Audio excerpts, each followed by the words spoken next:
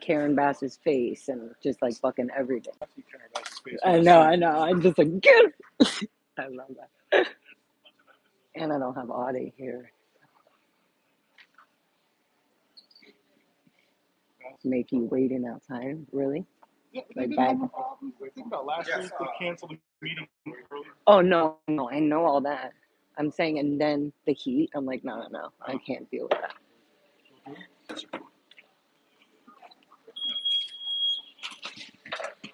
Hey chat, 1 sec. Going on.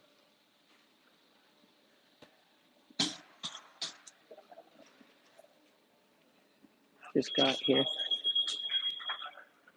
Police commission. Going through the scanner.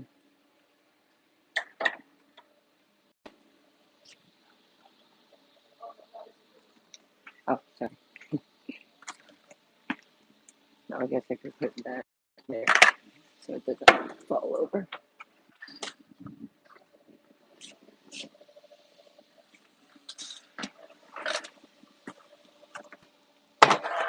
Hey. Oops. Okay. Morning. Get the visitor's pass. Walk through. Sorry, guys. It's a little shaky. I just ran up and got here, and it's really hot outside. Good morning.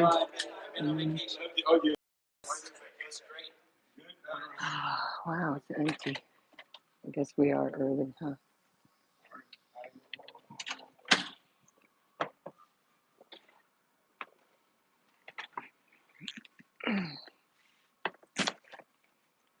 Okay. Good morning, everybody.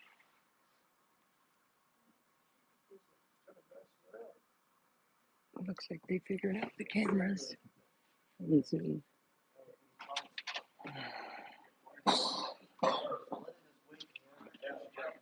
Do you guys hear me, or is the Bluetooth and the earbuds probably gonna kill the audio, huh?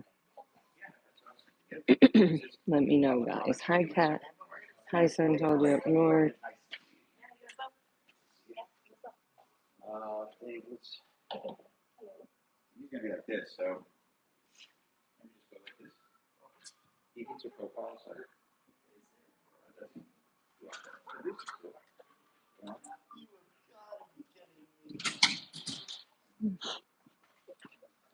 It's Andrew.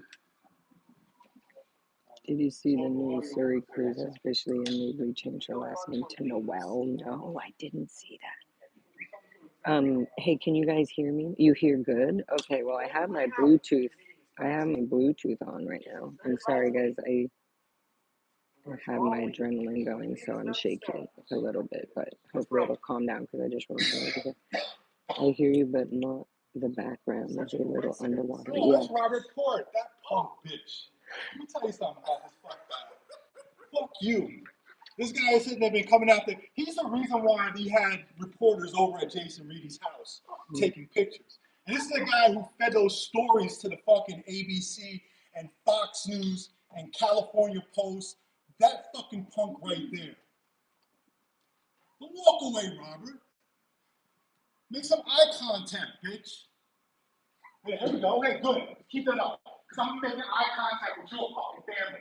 Play along with my family and friends, with your family. And Jim's daughter. Don't think I don't know that Jim's daughter didn't work with Tom Girardi, who's in jail for defrauding all those fucking orphans. But this is the guy they hired. They said, he's going to fix the LAPD's image. How's that been working for you? How has that been working for you, Robert? Karen Bass is going to fire Jim. Nicaragua is going to fire Jim. And you're going with him. The new media guy, the new PR guy. He's the guy, this guy right here thinks he's fixing the LAPD's image. You punk motherfucker. I'm going to turn off my Bluetooth. So like I said, you want to come after my family? Let's come out. Don't complain to the city attorney. Don't complain to the district attorney.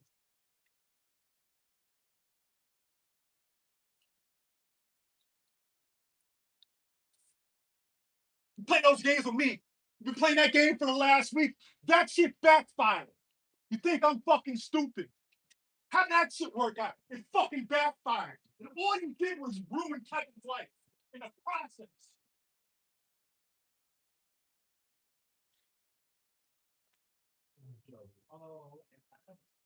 This shit is real life. It's not a fucking game, Robert. This is the movies. Like I said, he's the reason why Jamie Page sat inside Jason Reed's house, posting pictures of his house, selling a girl. This guy right here. That was their policy. I got your little fucking your manifesto you put out before you got the job. What was his goal? To improve the image of the LAPD, to work with movies and TV networks to improve the image of the LAPD. And all you did, what we see during that time period, you motherfuckers beating the shit out of press nonstop. And you run to the California Post and Fox News and give them special access. This is a progressive city. And yet this guy is playing the Fox News and California Post.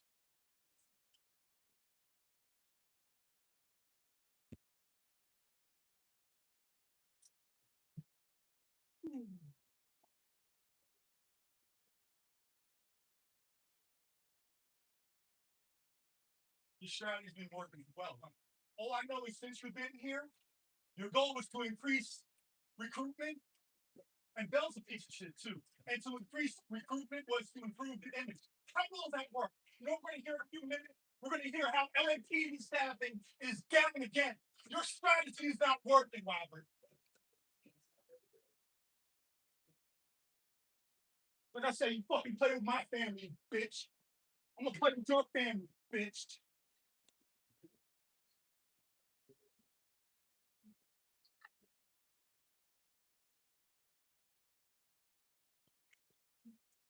You're a fucking coward.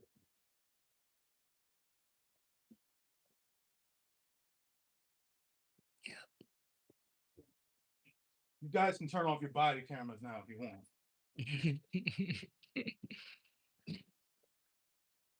Oh, look, he's hiding. His little assistant went and hid. Text away, Robert. Like I said, you come after my family, I'm coming after yours. If you want, go complain to Heidi's gonna be out of here in a few months. Go complain to her. She might do you a favor. Hockman doesn't have the balls to do anything. I'll go to his house too. I know where he lives in Brentwood. I know where you live.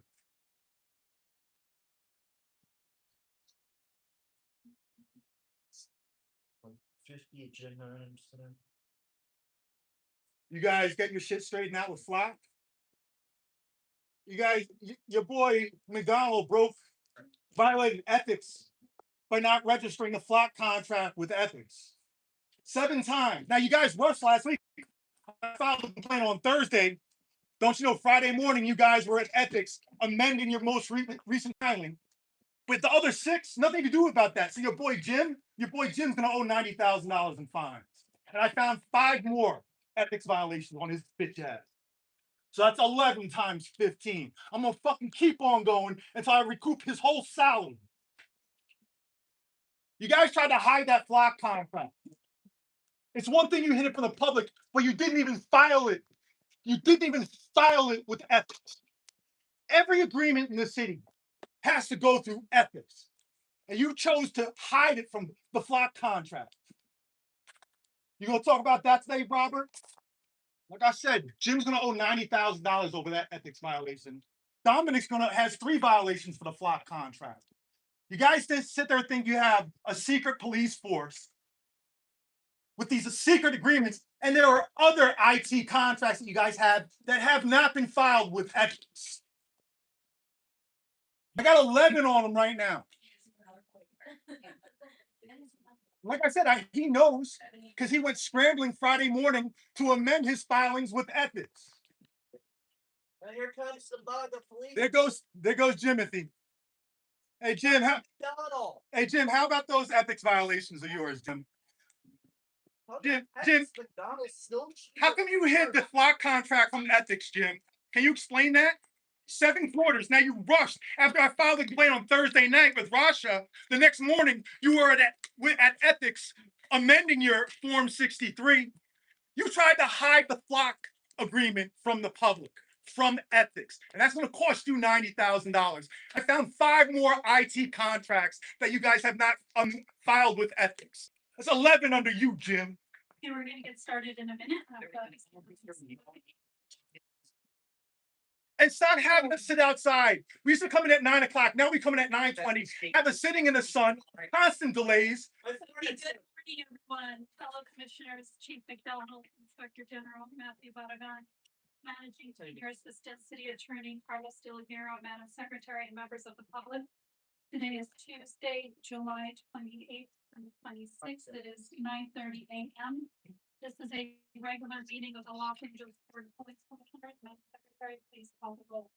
Good morning, Lisa, and we're going to like that Commissioners Shields, Ward, and Governor President, and you have the board Madam President. Thank you. We welcome everyone attending this morning, both in person and online. We want to ensure all members of the public can access our meetings. So if you need any translation services or accommodations, we encourage you to contact the board secretary in advance of our meetings, as explained in our written agenda. These meetings are regular meetings between the board and the department. We welcome feedback from the public during the public comment period, which will be heard during item number 2 on the agenda. Public comment is your opportunity to address the board. You can speak to any item on the agenda or any matter within the jurisdiction of the Board of Police Commissioners. We will dedicate a total of 45 minutes to public comment. If you are called as a speaker, you will have up to 3 minutes to speak if you wish to speak on both agenda items and general public comment. That's explained in the written agenda. While we welcome public attendance at our meetings, disruptive behavior will not be tolerated and will be cause for removal. You will receive just 1 warning, and if you continue disrupting the meeting, you will be asked to leave and be removed from the meeting. And before turning it over to item number 1, I want to apologize for those of you who came to the meeting last week or tried to access it online. We were forced to cancel the meeting because the microphones were not working. And when the microphones are not working, we cannot stream the meeting or record the meeting for future transmittal. We've taken steps to try to remedy this, so hopefully this won't happen in the future. But thank you for your patience. And with that, we can move to item number 1 on the agenda, the report of the Chief of Police, Chief McDonald. 3 minutes. Thank you, President Shields, Commissioners. Good morning, Inspector General Baragon, City Attorney De La Guerra, and Executive Director of Civil Legal. Today's report will cover the 2-week period since our last meeting on September 14th. I'll highlight key events, share our current crime stats, and provide an update on our current staff level. Sorry, guys. Reflecting a 57.7% decrease for 2026. I'd like to provide a brief update regarding recent incidents associated with illegal street takeovers.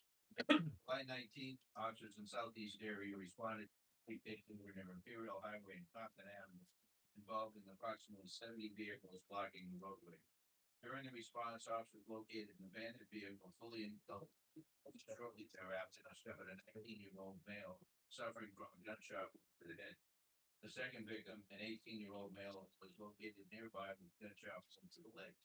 Detectives also identified a robbery victim reported having her property forfeited taken during the incident. On July 20th, in Hollenbeck area, officers responded to a police takeover at Whittier Boulevard and Moran Street. Upon arrival, officers heard gunfire and located 27-year-old man suffering from multiple gunshot wounds. Preliminary investigation revealed that the shooting occurred during an attempted chain snatch robbery that escalated into a physical altercation. More recently, on July 26, officers responded to a street takeover at Haskell Avenue and Plummer Street at about 6 p.m. During that event, an 18-year-old female spectator was struck by a vehicle, suffering a traumatic injury to the leg. Later that evening, officers also responded to additional street takeovers at Century Boulevard, Avalon, Century, Central Avenue, and 120th, and Century and Main. These incidents underscore the significant public safety risks associated with illegal street takeovers, including shootings, robberies, reckless driving, and serious injuries to innocent bystanders. Los Angeles Police Department continues to aggressively address this issue through coordinated enforcement operations, intelligence-led investigations, and close collaboration with our regional law enforcement department. For identifying organizers and repeat offenders, pursuing criminal prosecution, and seeking vehicle impounds whenever authorized by law. Additionally, we recently decentralized the street racing task force, placing greater responsibility and resources within the geographic area. This approach allows area personnel to know their communities, recurring locations, and chronic offenders best to respond more quickly, conduct proactive enforcement, and develop localized strategies while still leveraging specialized resources when needed. This enhances our ability to disrupt illegal street takeovers before they escalate into serious acts of violence. Detectives remain actively investigating these incidents, and the department is committed to identifying those responsible and holding them accountable. I'd like to highlight an excellent collaborative investigation involving West Valley detectives, patrol personnel, and Metropolitan Division that resulted in the arrest of 4 individuals believed to be responsible for a series of residential burglaries. The investigation began following a residential burglary in Encino on July 15th, during which suspects forcibly entered a home, stole numerous valuables before fleeing. Through investigative efforts, the detective identified individuals believed to be connected to the burglary and coordinated closely with Metropolitan Division personnel to locate and apprehend the responsible. As the investigation quickly progressed, officers conducted an enforcement operation that resulted in 2 suspects being taken into custody and 2 fleeing in a vehicle. As the suspects fled, they struck a patrol vehicle, assisting with the arrest. When the suspect vehicle began that mechanics collision, the suspect surrendered. Evidence recovered during the investigation was linked to the investigators believe the group may be connected to additional residential burglaries throughout Valleyville.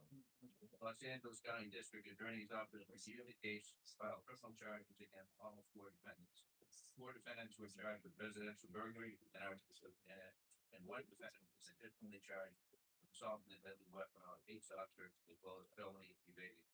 This case demonstrates the value of coordinated investigative efforts between detectives and field personnel and departments' continued commitment to identifying, arresting, and prosecuting individuals responsible for organized residential burglary activity that impact communities throughout Los Angeles.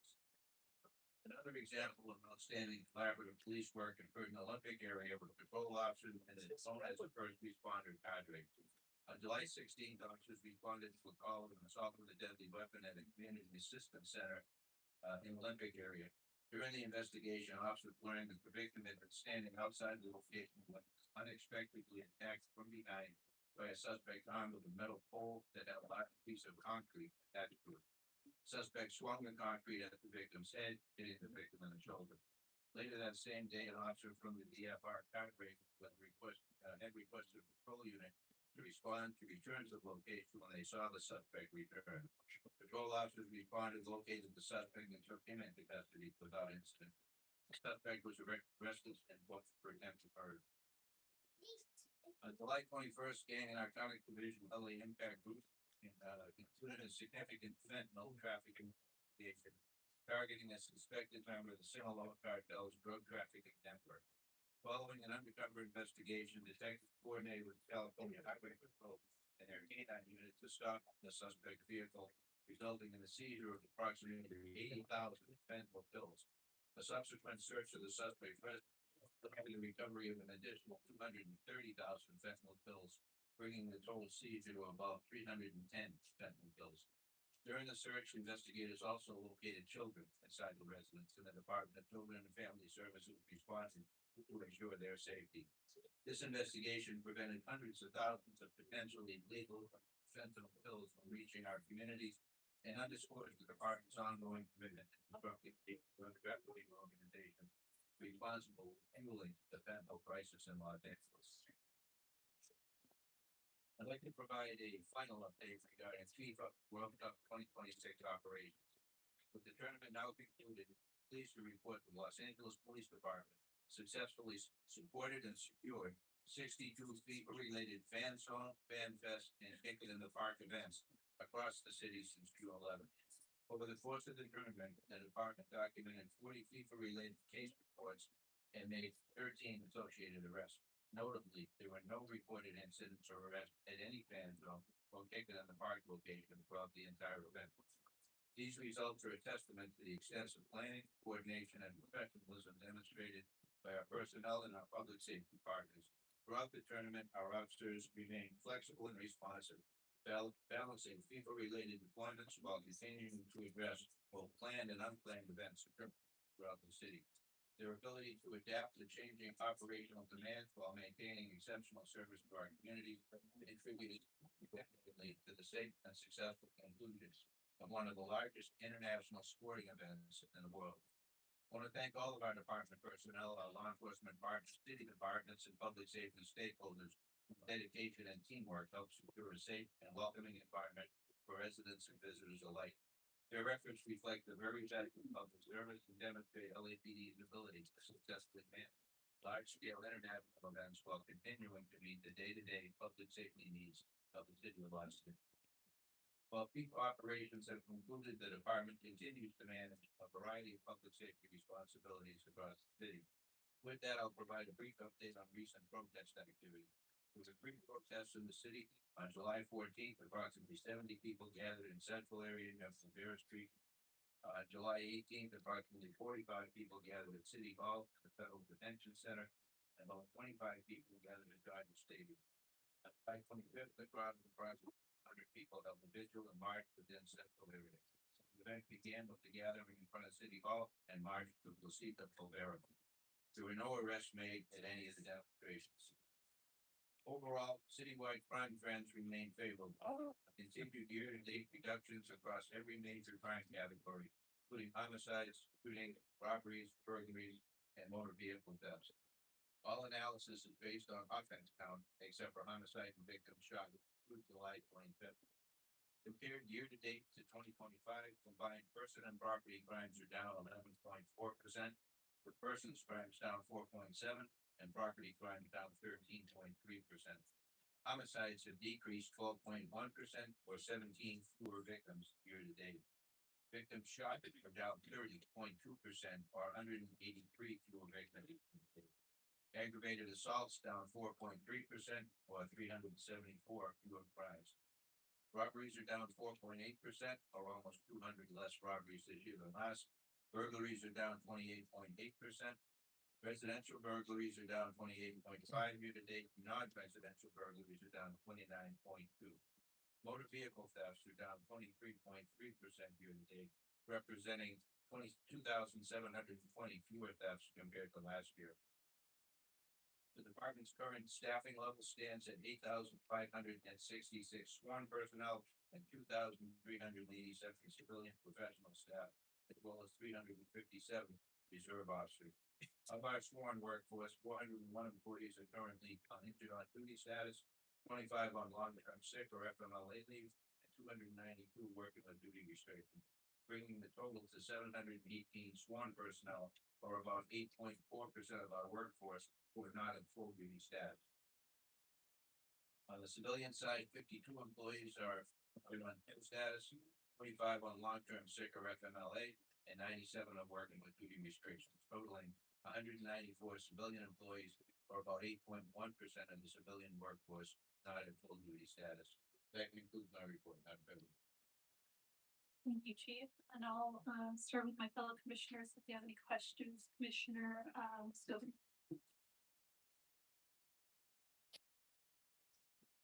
Good morning. Thank you for the report. Three topics I'd like to discuss, Chief. First is street takeovers. Second is drones. And the third are crime stats reporting. Street takeovers. Thank you for discussing them in your report. I saw the video of the one you referenced. It's actually horrified by the gruesome injuries sustained by the spectator. I'd like to ask for a formal presentation to the commission by subject matter experts to discuss this dangerous criminal activity, including but not limited to department resources, diverted from other important duties, takeovers, consequences of street takeovers, and frankly, what the public can do to assist us in eliminating street takeovers.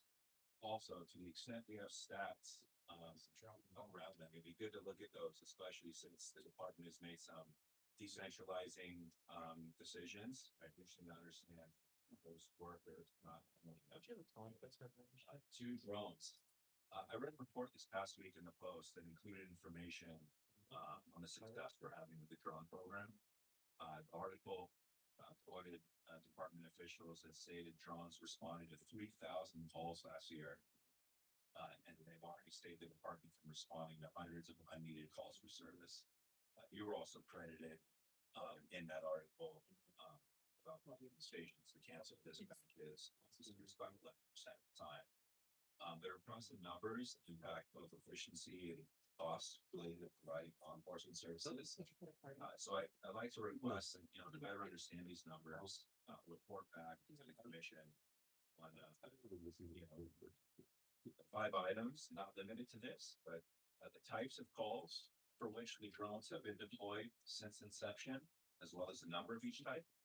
The average time it takes to dispatch a drone and also for the drone to arrive at scene, with the measurement beginning when a call for service is received.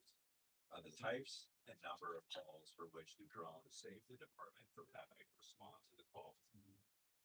The types and number of calls for which the drone allowed us to cancel dispatches of officer, and how much time elapsed between dispatch and cancellation.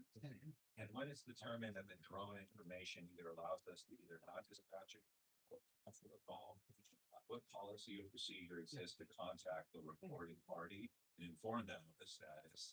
And if we do endeavor to make such contact, how is that captured and audited? Finally, any of the information that be relevant. The third and final item, crime staff reporting. Previously, we requested that the weekly personnel track report be modified to reflect number of officers that were not fully available for duty. We quickly did so. Thank you for that. I think it provides a much more accurate picture. In that same spirit, I have some requests that I believe will enhance staff with crime staff reporting. As I reviewed the crime staff report hyperlink on the agenda, I found that the format for the traffic stats section was far more conducive to comparison and interpretation of annual results than that crime statistics. For example, in the traffic sections, both year-to-date numbers for 25 and 26 were expressed in actual numbers, as well as a percentage increase or decrease. This is also true for comparison of the year-to-date comparison of 2024 to 2026, which I think gives us a clearer picture of frequency and trend. Whereas crime stats, any of these categories do not show the raw numbers for year-to-date 25 or 26, only the percentage increase or decrease.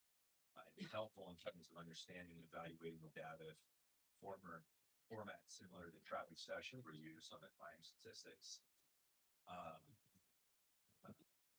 The one number from the crime report data I would recommend retaining, possibly adding to the traffic report, is the actual number of the increase or decrease, and not just the percentage. There's also a question I hear from time to time, the answer which I believe it's important to include in the crime stats on a regular basis. Is while the numbers look excellent in a number of areas, how do they compare to LA County, the state, and frankly other areas in the United States? Especially after subtracting our numbers. I believe this type of comparison can help with factors such as right sizing the department and measuring our relative effectiveness. Given this, I'm asking that format crime stats be reviewed for conformity with my request, and hopefully even improvement beyond what I'm asking for. Hopefully no less than a monthly basis or feasible, or crime stats be compared to sheriff's department, countywide, statewide, and national statistics, particularly after removing our numbers at least countywide and statewide. Thank you.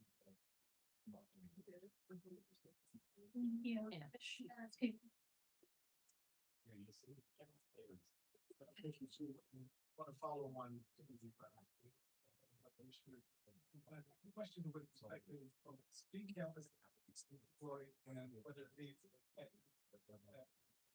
identify areas where street takeovers Microphone. identify Mike, use your mic. subsequent to that crisis? And the second question for our drone. The, and the ability to deploy the arrangements in percent what benefit efficiency instead. Yeah, thank you, Commissioner. I'd have to get back to you on the speed cameras, whether they've had an impact on identifying street takeover, places. Generally, the street takeovers are social media almost spontaneously. It's very important that several bring in a large number of cars, block the surrounding intersections, but police can get to the scene. So as a result, we are using our air support unit as well as our drones to be able to get in.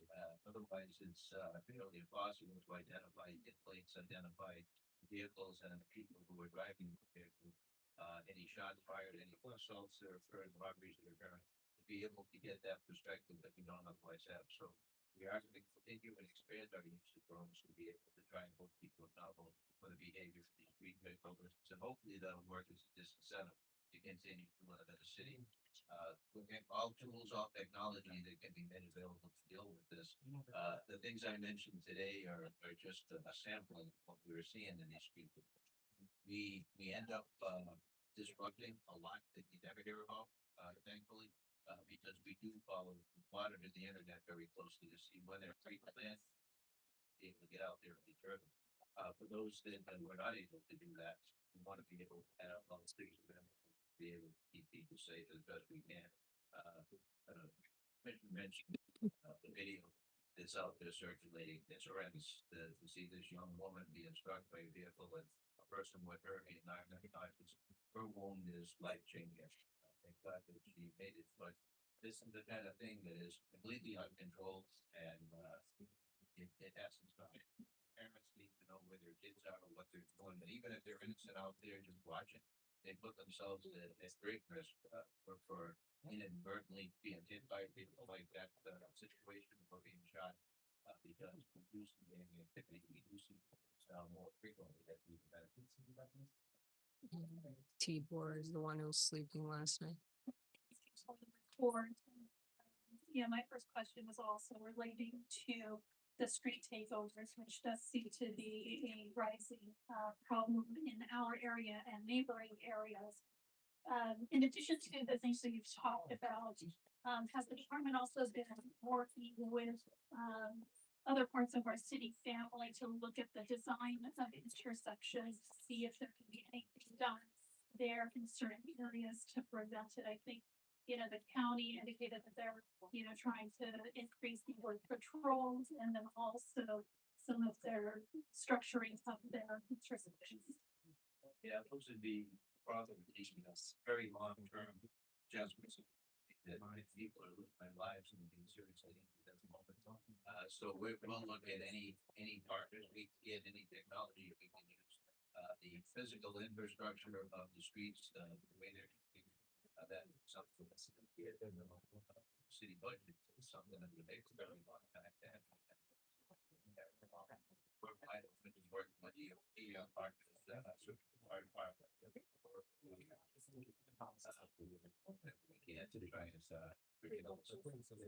Thank you, and I'd echo, in terms of a report back, just understanding a little bit more about what the purposes are there recurring areas? How can the divisions best respond to those areas, and if there's needed additional patrol, where do we get those additional patrol from, which is and that kind of goes to one thing that I had a question about with regards to recruiting.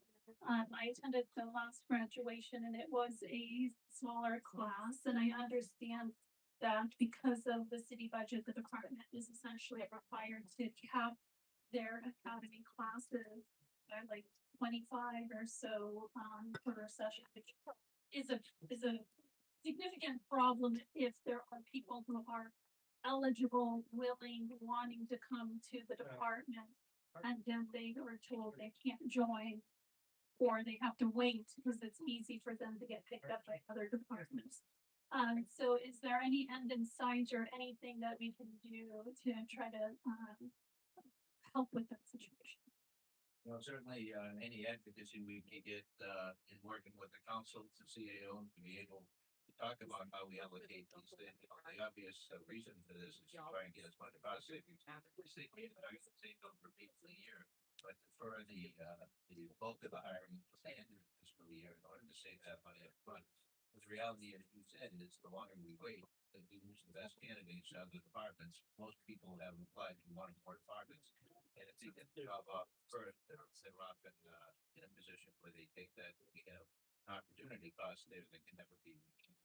And so I would say, you know, helping us to making our council partners aware of the issues that we're dealing with, what the implication of the strategy being employed are.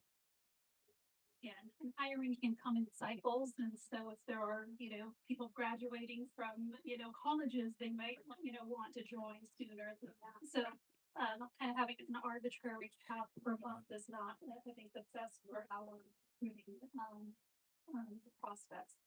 Um, you know, I've done a few different kind of community member concerns that have been raised with me. Some including relating to the department's use of social media. I want to, and I understand that the department is currently looking at and revising its social media policy to make sure. Again, I know that the department has an official, social media account, but then there's a number of different accounts that are used across the division, and trying to make sure that everyone understands the goal of the use of social media as well as the guards that are in place, making sure that, all of the posts are, don't violate the law, are, appropriate, and then also what's the purpose to further the community relationship, not undermine it. And so I look forward to the updated draft of social media policy coming. I've also heard some concerns about the process in which the commissions, and I think the chief's report out after an officer involved shooting occurs. After we adjudicate it, it's announced here, and then, it's processed. And I never know exactly how long it takes. But I understand that there has been some backlog, has been some delay, so I asked. And I don't know exactly where the delay is. I understand the city attorney's office may have a pile of them reviewing kind of redactions of personnel information that we need to make sure it's done properly, but to the extent the department can kind of advocate for that to be processed as quickly as possible, because this is important for purposes of transparency, and we'd like those as soon as possible. Thank you. And just for the people who are doing that, sensitivity, the fact that those numbers I talk about every week, that as far as employed personnel who are sworn in professional civilian staff who obviously go through task with these types of assignments, then those numbers are getting lower and lower by the week, but no hiring in place for the foreseeable future on that side of the house. So I take my hat off to our civilian professional staff with an incredible job with an amazing workload to get them what they do. They really to be admired. So we will do the best we can, certainly with the personnel we have available. But I just wanted to make that sensitivity public, because they are doing incredible work. Thank you, and I echo the great work, and just want to make sure that we are as responsive as we can to the community on some of these issues that are of really high importance to the commission's department. Okay, with that, moving to item number 2 on the agenda, public comment. Secretary, please call on the first speaker. Megan. Oh, I think she dropped it. No.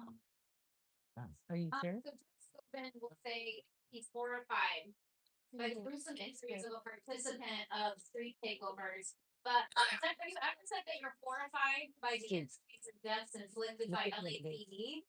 No, because that's Somebody dropped it. for you Read it. and your Read it. organization, which profits enormously from its longtime relationship with LAPD.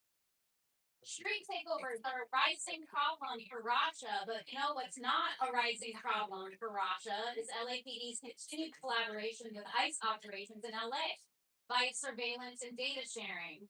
Rasha is also hearing community concern about LAPD's social media use. Just curious if you're hearing concern from the community about anything else, Rasha. And Rasha, being the optics queen that she is, she says she needs reports faster for the purposes of transparency, and yet your department lets FOIA requests by community members go unaddressed for months and years. There are many items on the consent agenda item today, so many that you ran out of letters in the alphabet. It's called the consent agenda because they are items that you won't even think about or look into at all. You just put your rubber stamp of approval, and yet some light Googling, as well as research done by organizations and people actually providing police accountability, reveals the depth of depravity of those supposedly non-controversial agenda items. You will approve a 100K grant for the alcohol policing partnership, in which the LAPD uses minor decoys. And as the Stop LAPD Spying Coalition points out in their report, A History of LAPD Domestic, Sexual, and Child Abuse, the LAPD has a persistent pattern of child abuse over time, starting with the 1970s with the LAPD Explorer program, in which an investigation found that at least 6 cops had sex with at least 16 teenage participants in that program. In 1994, Officer Marvin Jackson was arrested for sexually assaulting a 16-year-old explorer while knowingly HIV positive. In 2005, Officer George Stan, the LAPD veteran who ran the San Fernando Valley Explorer program for a year, was arrested for molesting 7 children, 2 of whom were in that Explorer program. There are dozens of other examples of LAPD raping children, including their own relatives. And let's not forget about the Santa Monica Police Activities League, where sworn civilian Eric Oler abused over 200 children for 2 decades. And while that wasn't specifically an LAPD program, it was founded by Earl Suthers, who was the last president of this commission before he slunk away in shame. And he never condemns that abuse. And fun fact, Eric Oler reported directly to then police chief James Butts, who protected him when people reported his suspicious behavior, including viewing child porn at work. And now he's the mayor of Inglewood and helping cover up the murder of Brian Bostic. Fuck the LAPD. Shame on all of you. Yeah.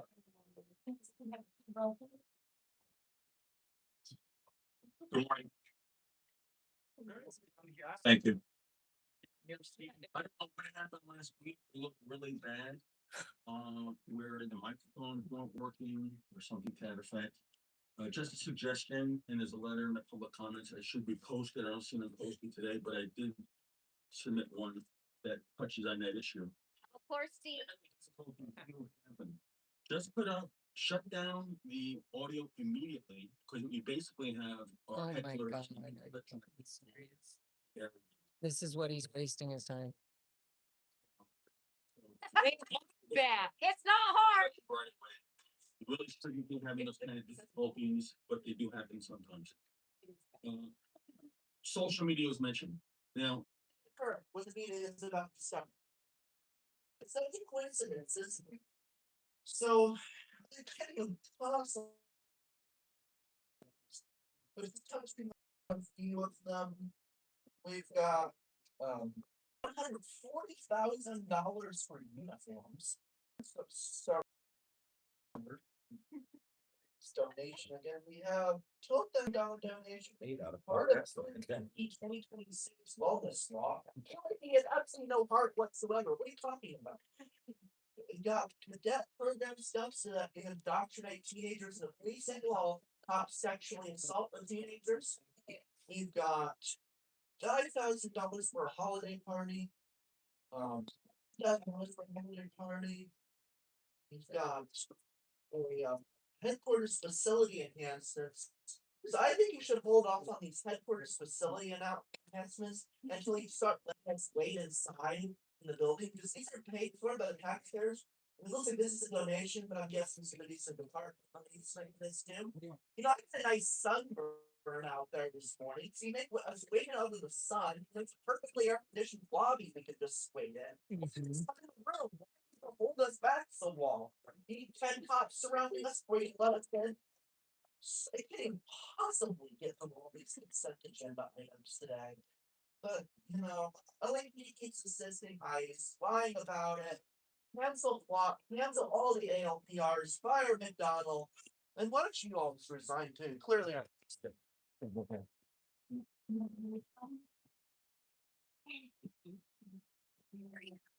You're up, Mayor Jam.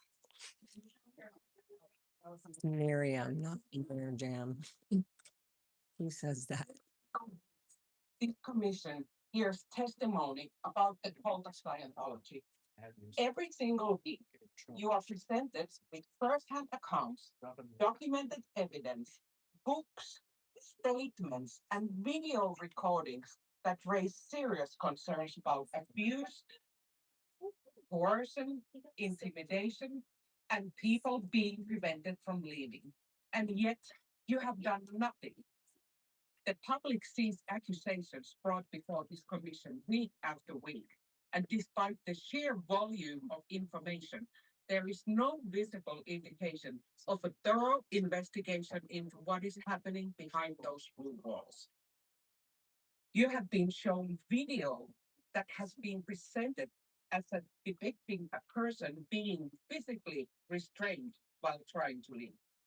You have heard testimony from a former members describing human trafficking, financial exploitation, forced labor, family separation, intimidation, and psychological abuse. You have been given books documenting all these allegations in extraordinary detail. How much more evidence needs to be brought to your attention before these allegations are investigated? People have died in connection with Scientology under circumstances that have generated significant public concern. Some of them are publicly available information. Families have been broken. Ex-members continue to come forward at a great personal risk. They only ask for one thing, that LAPD investigate these allegations. The people inside those buildings deserve to know that someone is willing to look beyond the walls. How many people have to come forward before you act? Also, Scientology lawyer Kendrick Markson, I am continuing to report you to the bar for sending defaming letters to the city officials and LAPD, calling us Nazis and criminals. You can suck it. Yes. Yes. Go, Miriam. Fuck yeah, Miriam. Stuck it.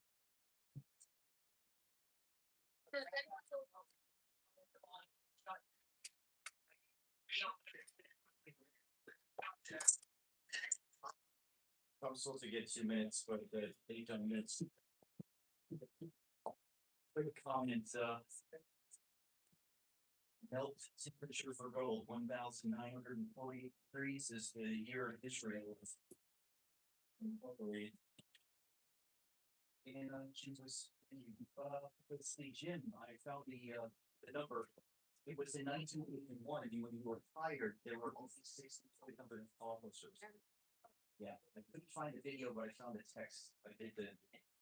And I wanted to talk a few meetings ago. There was a Toulouse on an OIS in Ira Heta.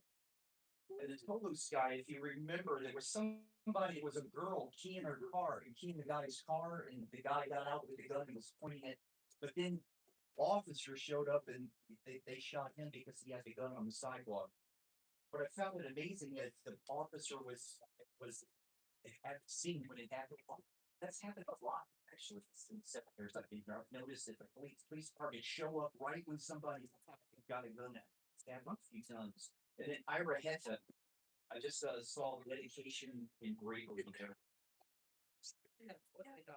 Then let's see, today, what is the CHP's protocol? Is the CHP see somebody in the far left lane and the cop stops? What does the CHP do?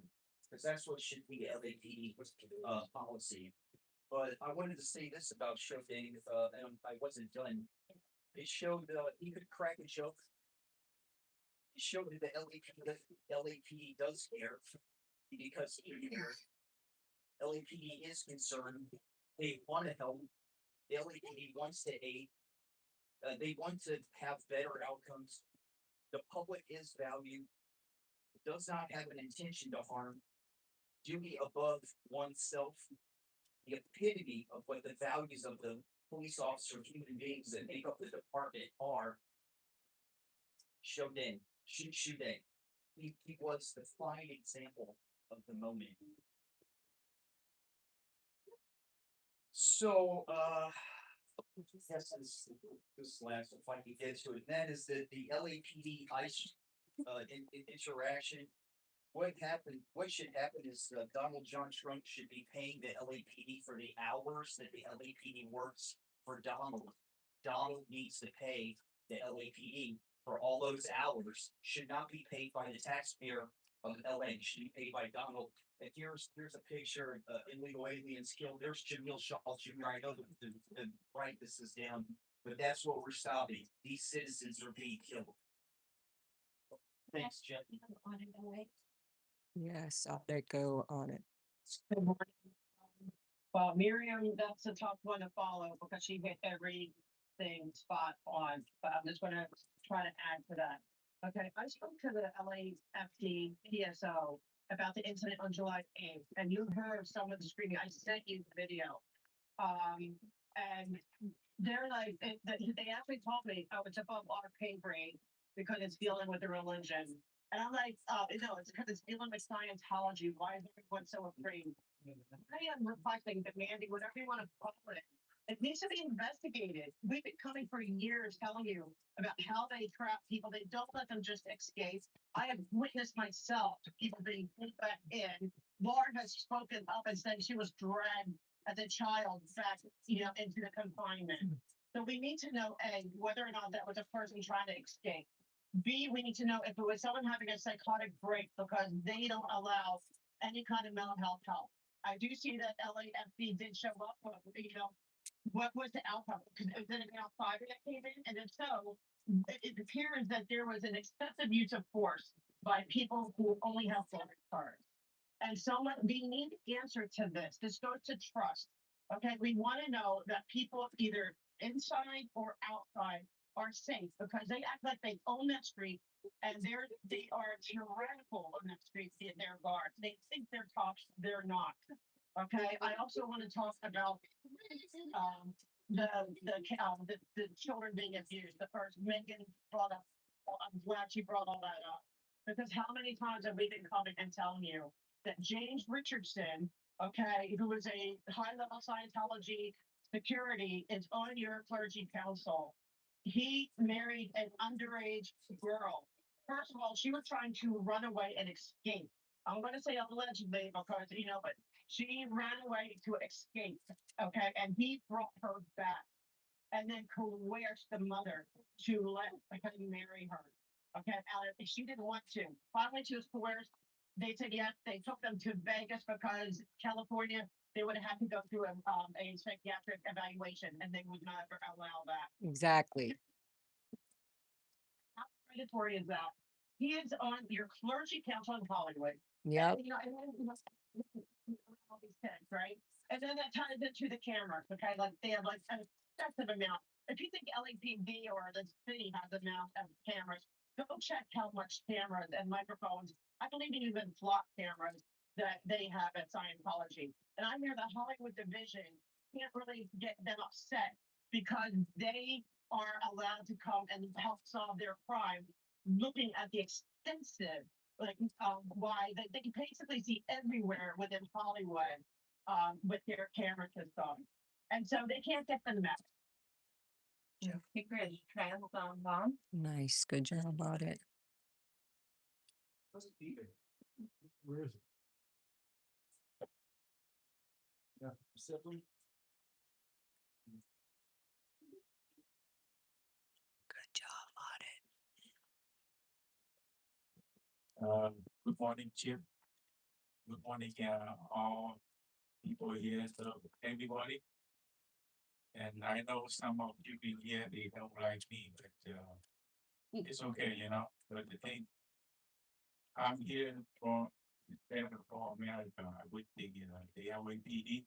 We will, nobody fight for America, but I'm here for them.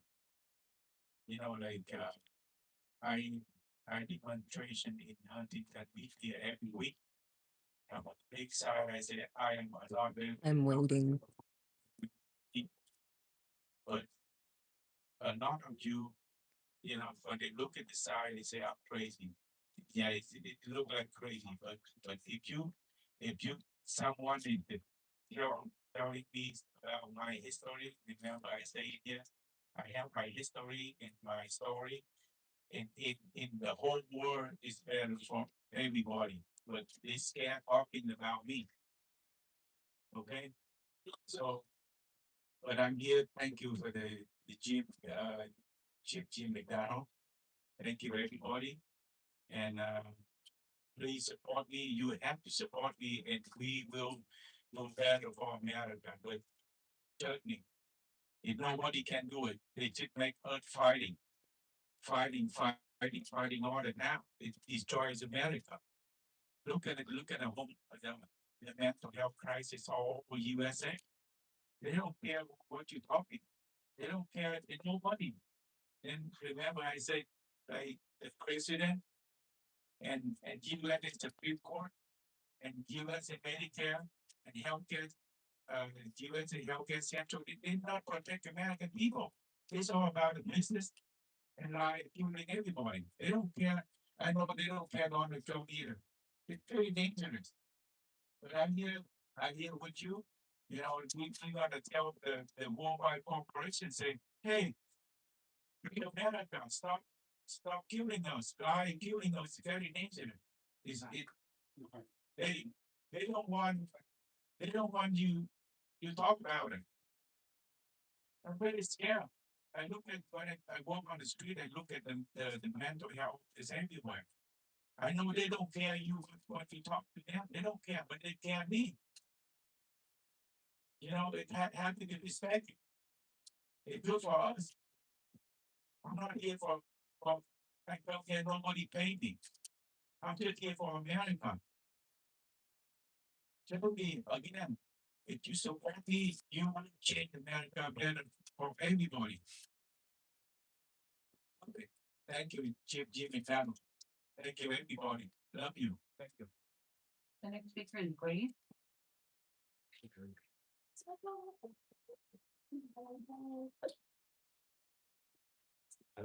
I like how you get applause even before you get up there. I appreciate that. This Thursday, the Office of Inspector General is holding a so-called public listening session on ALPR. Listening to what? For over a year, survivors, immigrants, sex workers, skid row residents, and community members have come before you, documenting exactly what these systems do. So to schedule a listening session, LAPD is already back behind closed doors negotiating to expand its partnership with Flock. How many more times do we have to explain the same violence? How many more families have to be kidnapped and deported? How many more women have to be stomped by police? How many more people have to be paralyzed before you admit this technology is working exactly as it was designed? You know the ALPRs produce. In Lowell, Colorado, a Black mother and her 6-year-old daughter and their family were forced at gunpoint onto scorching pavement because an ALPR falsely matched their SUV to a stolen motorcycle. In New Mexico, a 12-year-old child was handcuffed after an ALPR misread a single digit on the license plate. Across the country, people have had guns pointed at their heads because police treat an algorithm as probable cause. And when the cameras work exactly as intended, the violence doesn't stop. It simply becomes more precise. And the Washington officer secretly used Block more than 120 times to track his romantic partner and dozens more times to track her former partner. The detective assigned to investigate him was later arrested for using a very same Block system to stop people himself and secretly placing a GPS tracker on someone's vehicle, which we know LAPD is very familiar with. In just a matter of months, at least 18 officers in Georgia have been arrested for abusing Block data just in one state, usually to stop romantic interests. This is not the result of a few bad apples. It's has consequences even when they murder people in broad daylight. Everyone believes they can be trusted with a nationwide surveillance system that records where we sleep, who we love, where we seek healthcare, and where we organize. This violence is not a glitch in the system, it is the system. And this commission cannot claim ignorance. You knew this history when LAPD first partnered with Block. You knew it when that partnership continued, and now, despite every warning, LAPD is negotiating with Block again. The public has already spoken. The evidence is already overwhelming. Another listening session is not accountability, it is bureaucratic delay.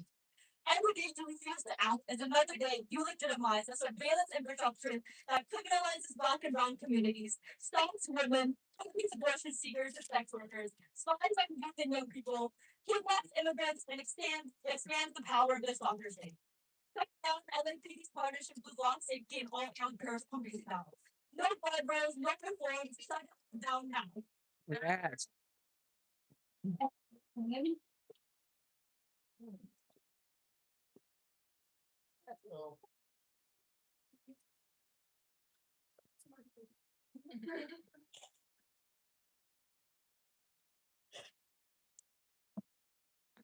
2 weeks ago, Jeff, you made this comment during your AFPR presentation, which is page around block.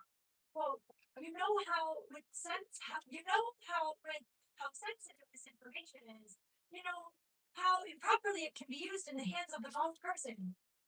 Any recommendation to either limit within the department who had access to the data? Unquote. And then random governor from the LAPD said, quote, critical things of being a law enforcement officer, no matter where you are, is access to databases. And we have access to much more sensitive data. So at some point, we're trusting a police officer to go out there to enforce the laws. Know when to use deadly force. And ultimately, we've got to trust our police officers. That's a quote from Randall Donovan. Yeah. You asked that question because you revealed you also know something we all know. The police are dangerous. The police are killers. The police are murdering us. They cannot be trusted. You said it yourself when you asked for the information to be limited. You said that the information is dangerous in the wrong hands. So you suggested a limit to the department's access. Like they're finally able to admit that LAPD's hands are the wrong hands. Logged AMPRs are weapons. When LAPD mounted and aimed at Angelinos with the intention to separate parents from their children, to abduct, detain, and deport. AMPRs are the streamliner of sensitive information, gathering info so that LAPD can stop women, their exes, their life interests, and their everything we eat with, where we live, everything. LAPD is the wrong hands. That's right. They're the wrong hands when you arm LAPD with guns. They're the wrong hands when you arm LAPD with ALPRs. When you killed Linda Becerra last year after she called LAPD for help, or when ISIS Brian Palacios was granted impunity and immunity by LAPD after he murdered Key Porter on New Year's Eve. That's who you trust when you arm LAPD with weapons. That's who you trust when you arm LAPD with block. From just once more, you know how improperly it can be used in the hands of the wrong person. How many times do we have to tell you that Flock's ALPR data has been used by LAPD to criminalize sex workers, to abduct and detain undocumented folks, to steal our neighbors and our vendors right off the street because you are the wrong person every time. With where we go, with who we love, you allow LAPD the access to the information that is killing us. And so when we demand an end to block safety, when we demand an end to automatic license plate reader programs, it's because we demand an end to murder. Fuck all of you. Yes. Okay.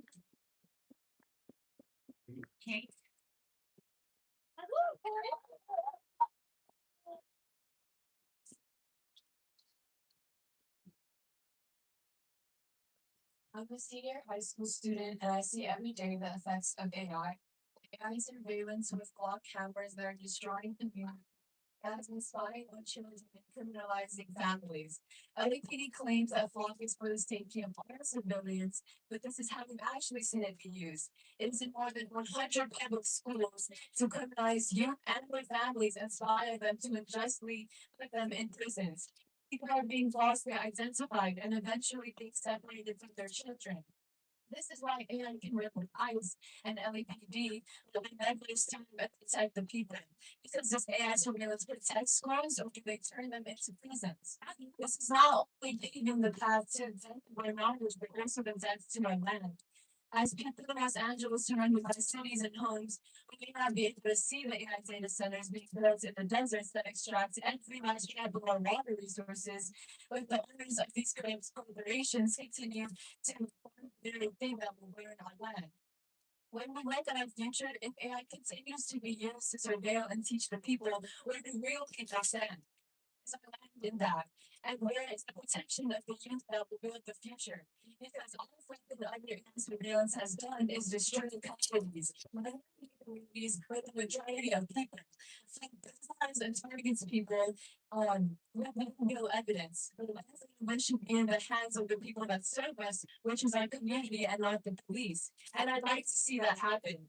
Shut down the fraud cameras and prioritize real community safety and just AI surveillance for the future that gives students a genuine place in it and protect the people by listening to what actually works. Yes. Real. Real.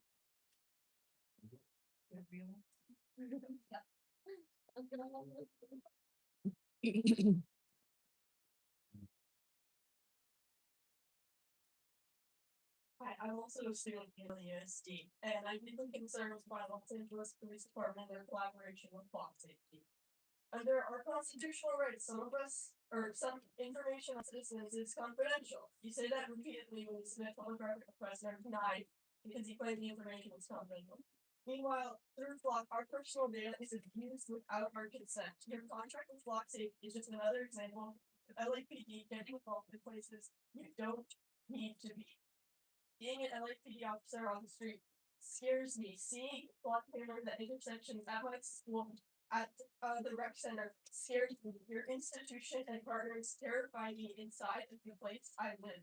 These cameras are being used to abduct my friends, villainize trans kids like me, criminalize youth in school.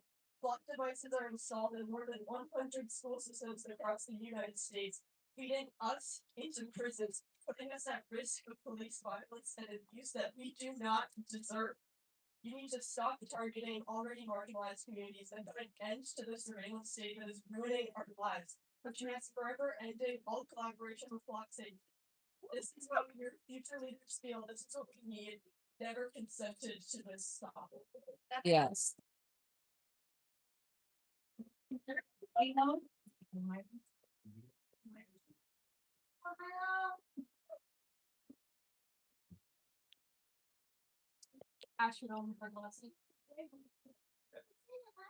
I'm a high school student and fellow Angelino. Today, I would like to talk to you about flock safety, which is anything but safe.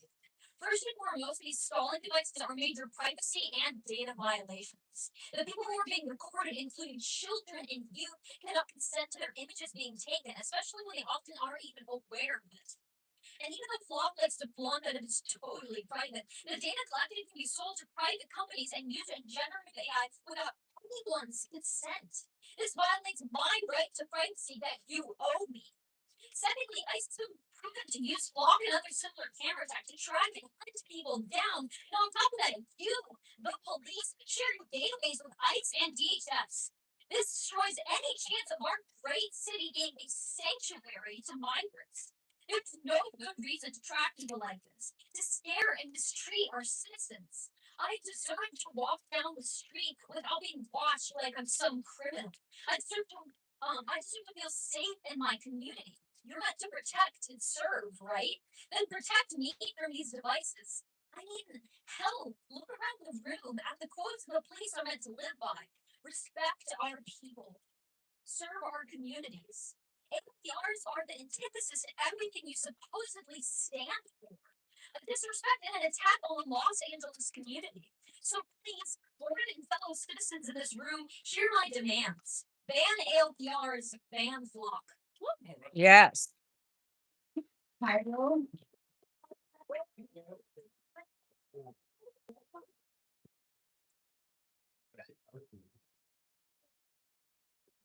I'm here today to express my concerns on flock cameras. Flock cameras are nothing but spying devices.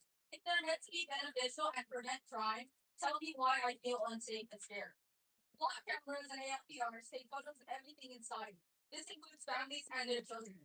LAPD says that flood cameras are used to see and watch over traffic. If so, tell me, why have they been found in children's gymnastic rings and playgrounds?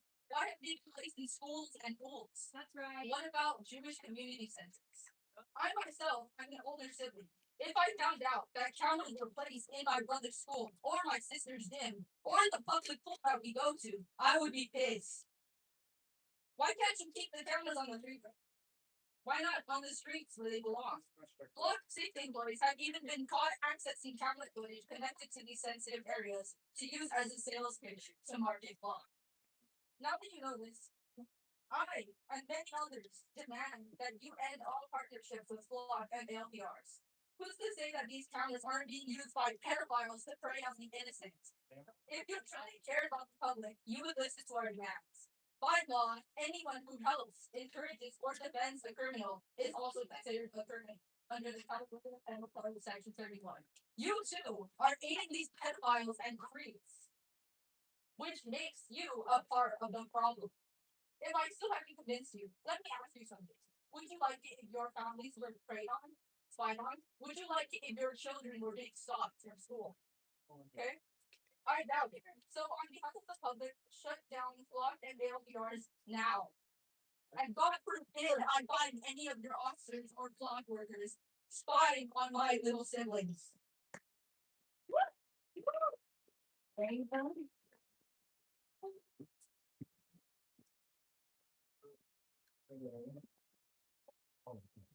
Yes, that's my second time here. Still, this is genuinely laughable. The space is genuinely laughable. How is it that you guys sit here for hours every Tuesday morning and don't do shit? And I wish I could laugh. I wish I could laugh, but I can't laugh when the same officers in this room, your precious LAPD, the same guys and blood, and abuse people on your time. They would find the bullet, but you with the gun. You let them $1,000 donations to the consent program that trains killers. You let them give every consent item. You let them guy with every internet audit. You let them the guy every time you say LMPD doesn't collaborate with ICE. Well, we know we're just saying not mass LMPD every time just want to in Uncle June. You want to grant the killer of kids. Without even the other what would be done. The families of those killed by LMPD, the family of Jamie Flores, the people who are deciding to make and every time they come and you some justice, they look them in the eye and you sign up for more equipment. You don't have to say no shootings. You don't have to pay them. You don't have to I'm just going to without the kid. Every negotiation, you roll like every other you absolutely every other MPA. We are done asking you for justice. They're lying to each of us. We say that we are good, that justice comes from the police. But we know justice when they come from the people shooting the gun or you, the people wearing it. We know the police are only here to protect and power and the people. Justice, safety, protection, and service comes from the community, from the people. We know that justice comes when we fight. Fight to shut down she wants to shut down every contract you have with AOPs. We can fight to take care of every single tool. You don't need to separate us. We can fight for justice every way. And let me tell you, it's not going to come from Matthew or Jim or Russia. It's going to come from us. Get them back. Shut it down. Shut it down. I am done asking. Yes. Right.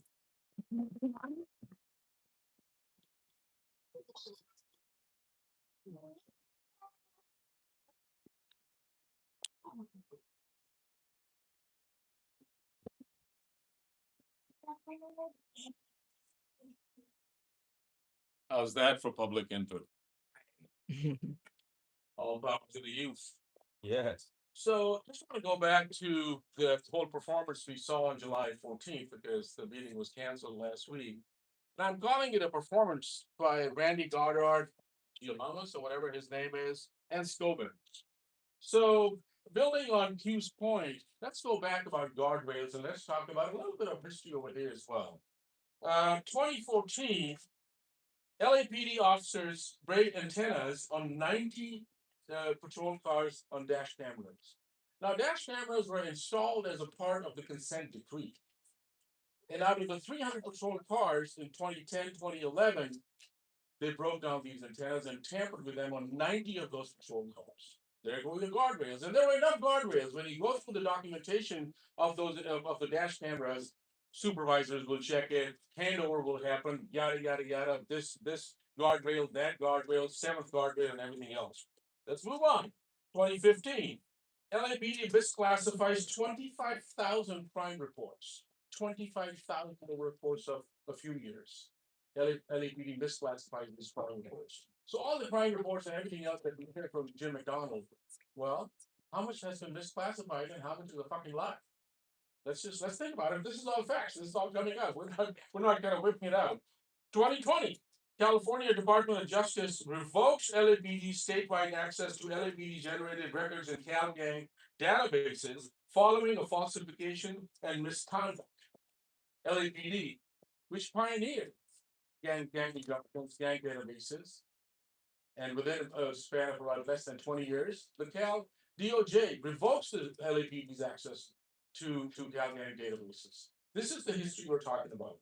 Let's go to 2021, when LAPD, after we've been fighting back and pushing back and demanding to know whether LAPD is using facial recognition technology, they lied meeting after meeting after meeting until it was released that in 2021, that over the course of 2009 to 2021, LAPD had used facial recognition technology 29,817 times. So now you're asking us, and then, let me just add a little bit more stuff to it too. That we talked about, and Megan talked about LAPD's history of sexual assault and domestic violence. Well, how fucked up is it? And if you just want to go in there, it says that okay, LAPD has a documented history of structural and individual cases involving sexual assault and sexual harassment and misconduct. And all that Jeff Scobin had to say, speaking from both sides of his mouth, that yes, we are going to get public input and let's approve the IG's report. But hey, Goddard, make sure all the T's are crossed, make sure all the I's are dotted. So this is the fuckery, this is the facade, this is the illusion that they are trying to create. But we're giving them public input, or we'll give you more and more public input. The next speaker, Michael, for them.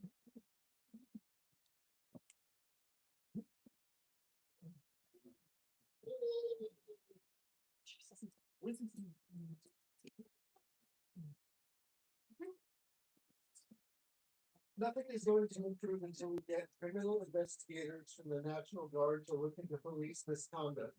This is because local government does not have the capability to fix itself. Any delay in asking the government to conduct a military level investigation will cause unnecessary suffering. And yes, people are being killed. And yes, it's much worse than we think. I can think of a couple reasons why officials and members of the public wouldn't demand this highest level of oversight. They might be threatened or physically prevented from making this demand. I am certain that this is happening in a widespread, and unfortunately, this is a legitimate reason. Another reason is that people have been persuaded to remain silent on this point. I am convinced that this is also widespread. However, it is not a legitimate reason for failing to ask for a National Guard level investigation of police violation of basic rights. Finally, you might just think I'm wrong, but the good thing is that making the request costs nothing and will make you look conscientious. On a different topic, I saw a news item about the LAPD being understaffed. The solution is the same. Ask the governor to supplement staff with National Guard personnel. I doubt he will, though. The public knows this problem is self-inflicted. And as to Commissioner Scobin's comment today, recall what I said a couple months back. There are entire categories of crimes which are not included in the LAPD statistics reports, including kidnapping, bribery, prostitution, arson, and animal abuse. Madam President, we're at 45 minutes and we have a slide. I got to think a lot. Let's call the next. And then Baker Charmaine Elizabeth Johnson.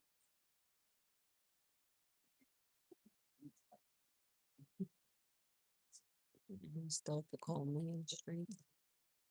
He said better.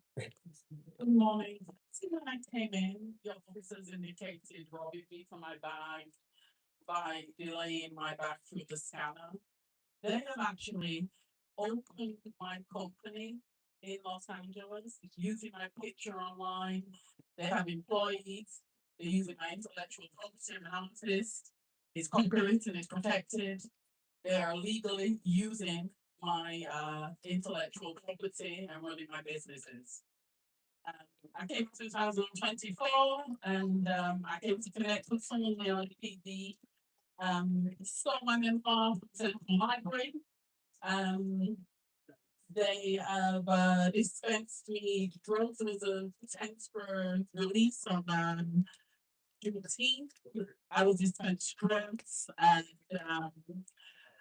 I didn't make it to our event, and in result of that, an officer Silver gave me a ticket. He put the incorrect information on the ticket to fake my identity, saying I have green eyes and I'm 5'5" or 5'8" with hazel eyes. That is to do coffee. I had 12 days set for April Fool's Day.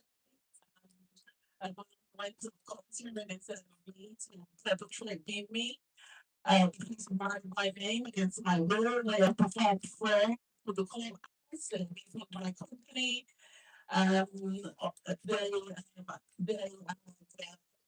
assisted legally in the country using my identity, back social security number, passport.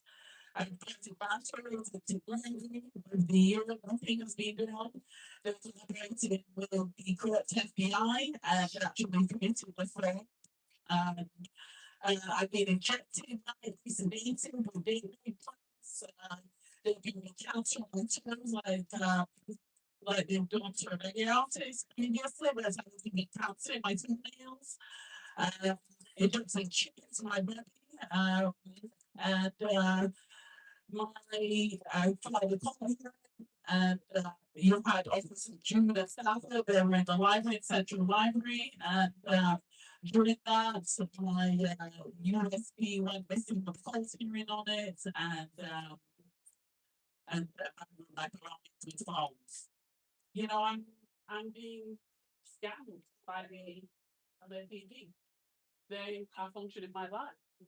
They have my employees working my business using my phone. I'm on the streets like a bum. They got me like a nigger.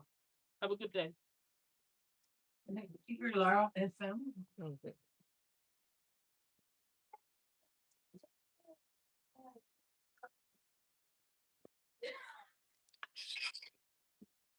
Okay. Hi. So I'm here. We come here all the time. I try to hold my emotional trauma from my childhood, but it gets triggered every single time I come here. I can't help it. You talk about flock, you're talking about all these. Scientology has the most highest insane camera structure. They have cameras all over Los Angeles because they own buildings, they have and all kinds of entities being front groups of Scientology that have cameras on them, whether they're a privately owned house, if it's a Scientologist, they have cameras on them. Cameras everywhere across LA.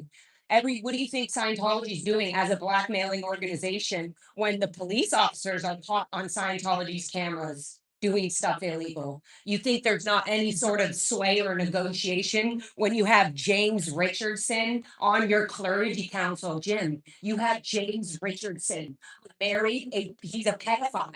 He married a 16-year-old, was dating her at 14. She tried to leave. In Scientology, they call it a blow. James Richardson, the head of security, who runs all these cameras, who has all this blackmail on all kinds of people in Hollywood. He's the one in charge of this. He's the one who got her back.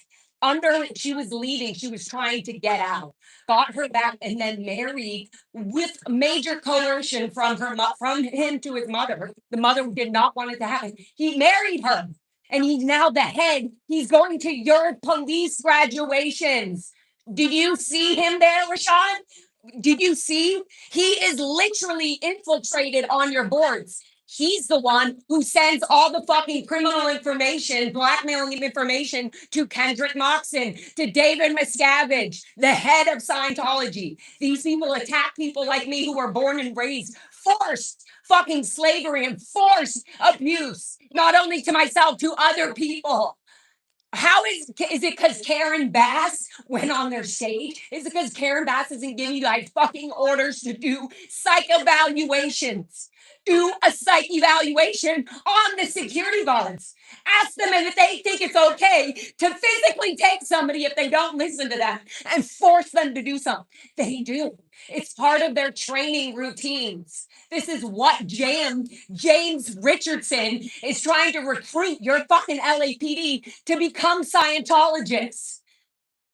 This has been going on for 70 years. My whole family's destroyed. There are so many kids that come to the Zoom calls, that call in, that we're 40 years old now. This is still happening in the Sea Org. Your LAPD, your city is so corrupt. It looks normal, but they all need psych evaluations for that investigation, for that kid that was held by security guards. They all need psych evaluations. Good.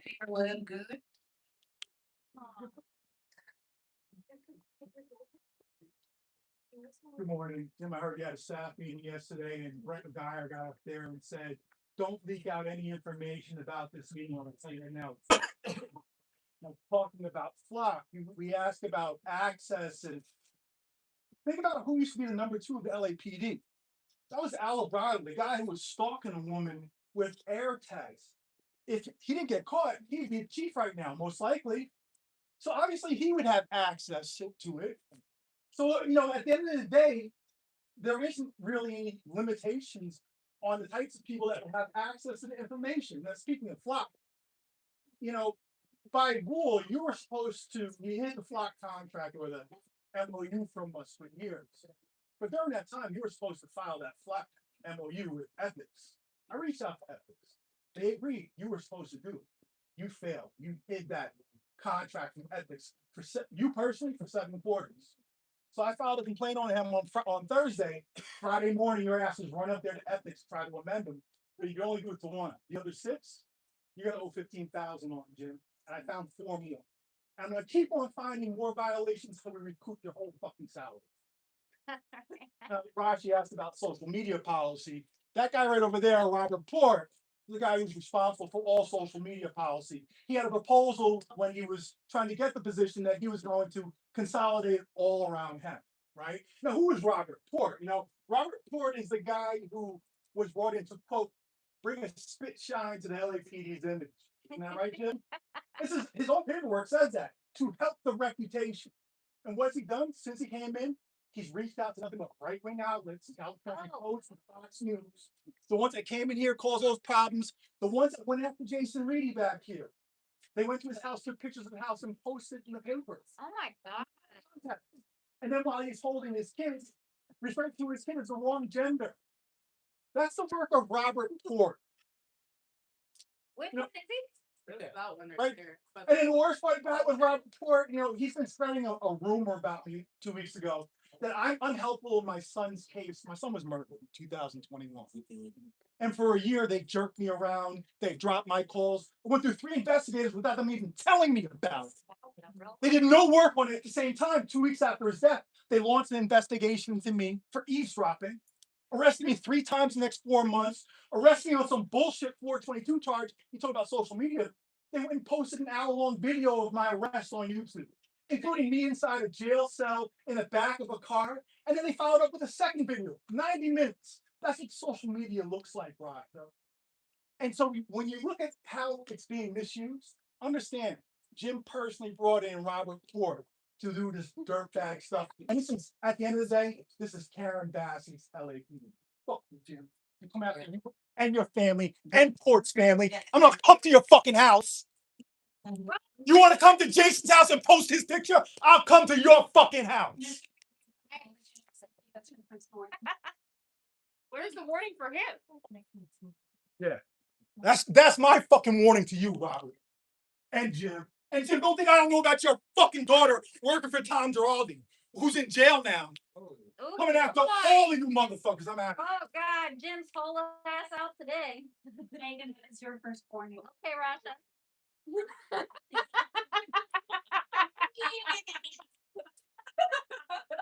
I'm not trying to say good morning or nothing like that. I honestly don't really have much to say. I feel like it's not worth it to try and appeal to y'all's conscience. Like this guy right here, the one right there underneath sir, he can barely stand up straight. This guy, Robert Pork, he's just making all kinds of faces. This guy, you guys are so transparent. Like it's just really funny that you think you're, I don't know, like serving us this fantasy, this facade, and that we're just believing it.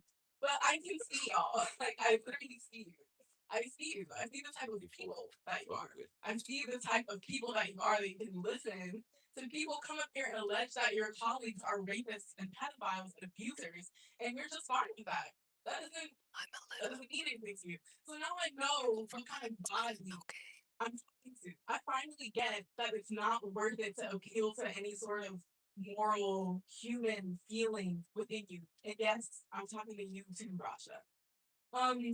But I do think it's funny. Sometimes you're surrounded by all this bullshit, like these little games that y'all trying to play, and you come here and you have these meetings and you pretend to care. You just gotta laugh sometimes. Like when Jim gives his little reports and he looks like so proud of himself, and you guys are like, "Good job, Jim!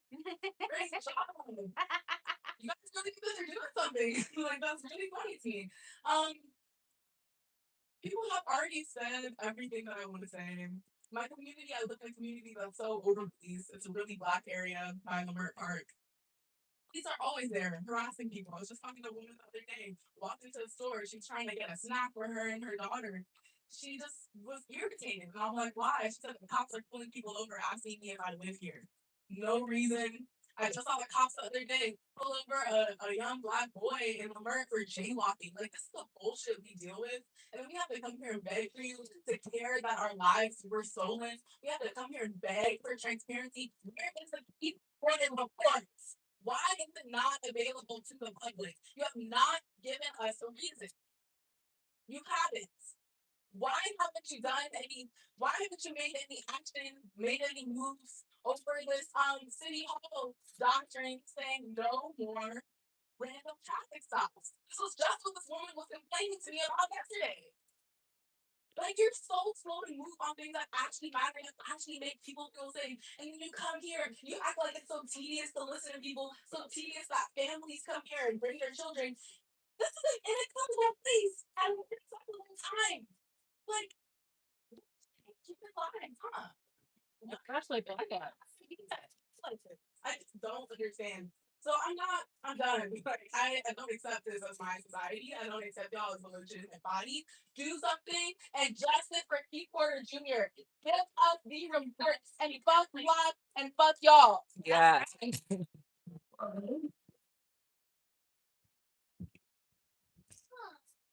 Oh. And beware, you take it. First, the way we're forced to enter these meetings has been absurd. But forcing people to wait outside in the heat because of your arbitrary rules to only have 3 people in the lobby at a time is a health and safety hazard. At least we made it into the meeting and got started today. It's interesting how technical difficulties continue to happen for these meetings when LAPD gets almost 50% of the general fund. So clearly the issue isn't money, but inaptitude. So according to the Chief Pig's own report, crime continues to go down as it has for the last several years. Yes, I'm talking about you, jackass. This as there is a quote unquote staffing shortage with one of the highest police budgets. It's almost as if police don't have anything to do with crime rates. And yet shootings by LAPD, by a report previously shared in this commission, has increased by over 70% under this jackass. Wow. That's right. The question posed by you, Rasha, about recruiting is wild, considering the fact that this department was once advertised in Breitbart. Maybe it also has to do with the sexual harassment and sexual assault within the cadet program by sworn officers. Perhaps the problem is policing itself that is creating the problem. When police hail from slave catchers, we can see why they are inherently violent and anti-black. The pathetic propaganda thinly veiled by the National Night Out is not fooling anyone. The mention about community concerns when you are trying to renegotiate the contract with Flock instead of outright canceling it falls beyond short. At least 30 municipalities have canceled their contracts with Flock in 2025 alone. We will ensure that LA shuts it down permanently in 2026. What about the concerns on the time and location of this meeting? Or the calls to fire McDonald? Or the calls for justice in the name of Chief Porter and those killed by the LAPD? What about the concern for LAPD's collaboration with ICE? Or for a state law that this jackass refuses to enforce that prohibits ICE from covering their faces? Where are the concerns for any of these things? For anything that is mentioned in this room time and time again? From the pleas from the families who were killed by people who were surrounded by. Right. That's right. Every single week we walked into these meetings. Families whose loved ones were killed by LAPD are surrounded by possibly the same jackasses that killed their loved one. Or someone who stayed silent and knew that it was happening. Or stood by and watched it happen and did nothing to stop it. Every single one of you are fucking pathetic. You have blood on your hands, and may you never rest well for the rest of your life. May the blood of those who have been killed, may the function in your fucking dream. Rasha, do you not want to hear me anymore? Ma'am, you've had it. I've had enough time. You know what? I've had enough time. I've had enough time. And I'm enough of your bullshit. I've had enough of people being killed by the police. It's over again. 1,200 people a year are killed by the police. Fuck you, Rasha. Nice. We're right. We're right. Fuck the corporation. Where's Sidley? No, she said fuck the police. She didn't say fuck Ripley. Make that clear. Yeah, I just said it. So I'll say it again. Fuck the police, fuck LAPD, and fuck you. You have already been given a warning and you are continuing to disrupt the meeting, so I ask that you leave the meeting. Girl. Over. Give it up. Go ahead, Jason. So surprisingly, what did make Jim's report this morning was LAPD took another man in custody. This time, Jose Carlos Munoz was murdered by your pigs in Valley Jail Section. Your press release states that he was placed onto a jail cell bunk in prone position after a use of force, and approximately 20 minutes later, police entered his cell to discover him unconscious and not breathing. You murdered Jose, left his body in a cell on a cell bunk, so it would appear that there was no foul play, and are selling to the media like it was a medical emergency or something. It sounds very similar to what you did to Lamar Hubbard at the end of last year. Now, LASD isn't the only department murdering people in jails. Guys, believe it, LAPD had the extensive jail network that LASD does. You'd be surpassing their numbers. For decades, we've heard about how pigs abused, people processed or held at that specific jail. And McDonald, Mr. California Post exclusive, commended this jail in his July Chiefs message. What next time police in your jails? Well, let's talk about what the department called an arrestee medical incident, where a pregnant woman had a miscarriage after your pigs failed to provide her with adequate medical care. Yes, your pigs decided to take her to the infamous MTC to be evaluated by National medical staff, who then cleared her for working for what Chinese women was ran then. Shortly after, her bleeding broke, and instead of immediately rushing her out of the facility, but waiting until she was screaming in agony to request an ambulance. Then, after losing her baby, y'all still found the time to stay and release her. These are the types of conflict that Jim pleaded when he was handling internal investigations for Dale Gates. So I'll remind those who are listening that Jim labeled a quote very misunderstood person. Before becoming sheriff, McDonald talked about the problems with the jail system being a result of a culture that went to the top of the organization, which condoned or encouraged the abusive behavior of their deputies. That same culture thrived while he was sheriff during his most intimate years of collaborating with ICE, and it's the same culture that extends to LAPD jails. Another weak and still no release of your beloved Rob Taylor's name, Jim. When Jim was head of the LA Long Beach Police Department, he once said, too often law enforcement treats the vast majority of what it does as secret and dissuades public involvement. when in fact, every little needs to be kept confidential and the engagement of our community should be embraced and welcomed. This was in response to LA Times lawsuit against the city of Long Beach to obtain the names of Long Beach kids who murdered Douglas Zerby. Do you remember that, Jim? Who they claimed was only a gun, but in fact was only a gun hose nozzle. McDonald blamed the union for keeping the names secret, claiming he welcomed the court's decision to force the city to release the names of those pigs and any pigs who had fired their weapon in the previous 5 years. Where's that energy now, Jim? Your expertise in Delta City was something you picked up at Don Bosco, right? Speaking of court cases, the city had to settle a claim with LFM Hampton because a pig called out Blake Child, who was now the assistant chief and runs your 2028 Olympics planning group, and Michael Wood, who after retired as deputy chief. Child and Wood, when the transit services blend together, the multiple LFM pigs who were being paid by MTA for another agency. And during that time, y'all hit that motherfucker and tapped him with complaints, and eventually he sued. Now he's getting paid out for the shit you covered. Your time's up. And I got your shit done, Darren.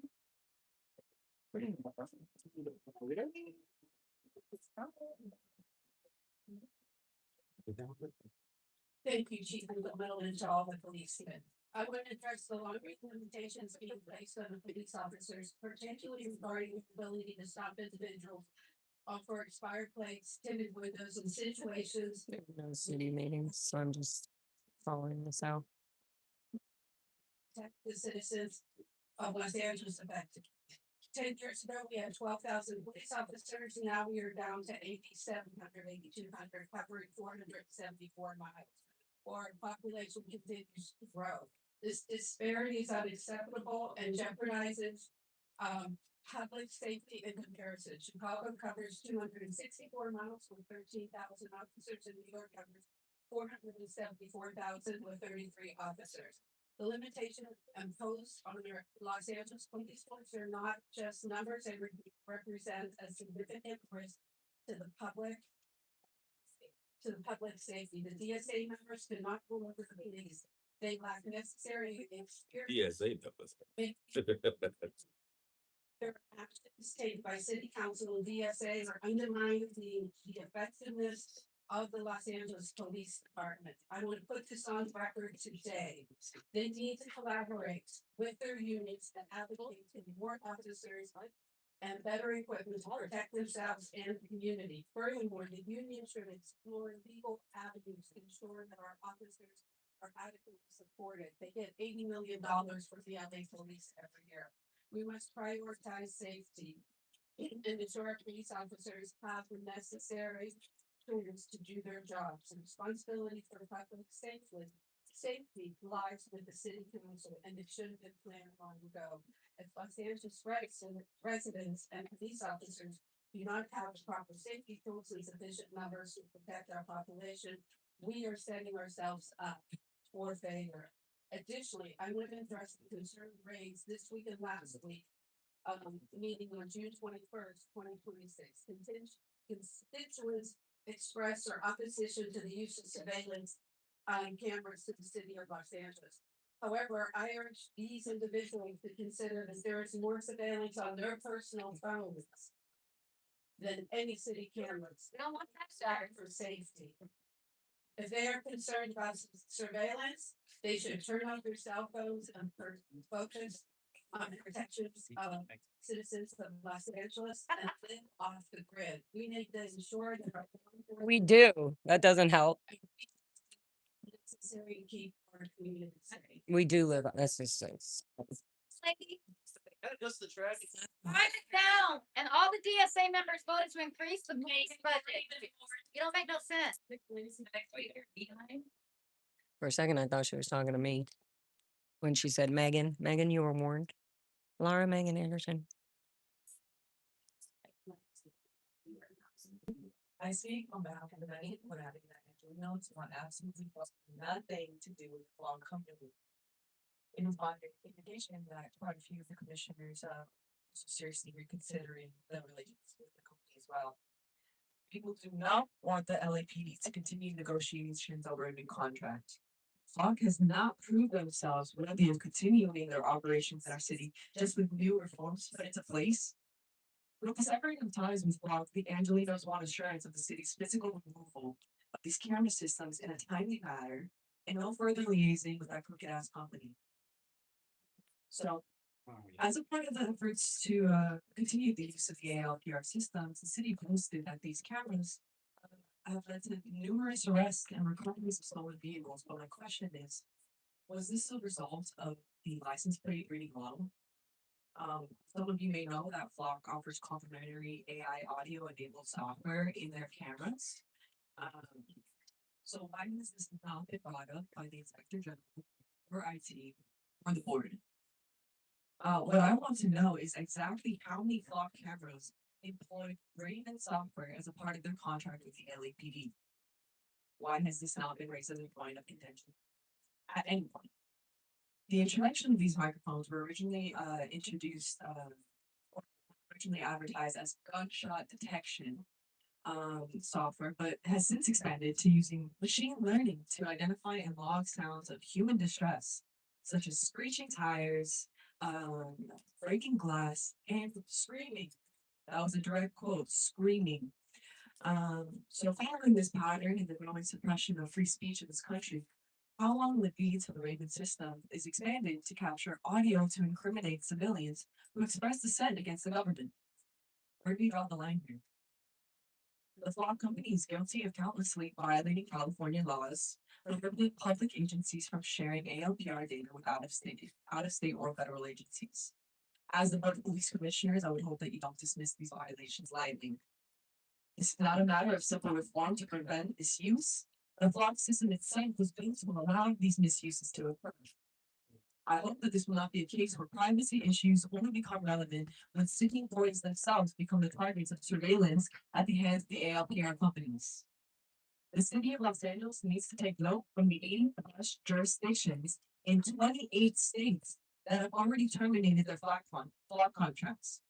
It is time to join Mountain View, Santa Cruz, Campbell, Los Altos Hills, Santa Clara County, El Cerrito, and South Pasadena in upholding our title as sanctuary state.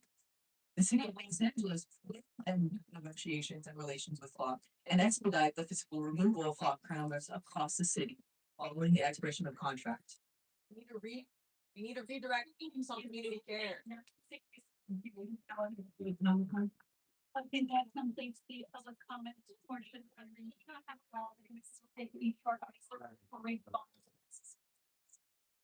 I thought I had a card, but I guess not.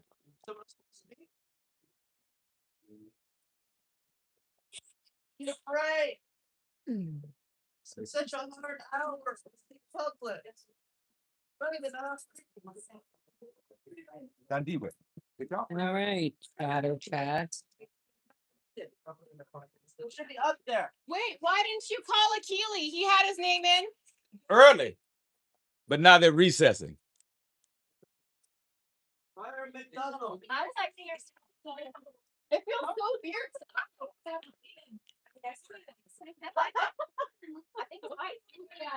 There's that. I think it's unsettling. But I think I used about It's like,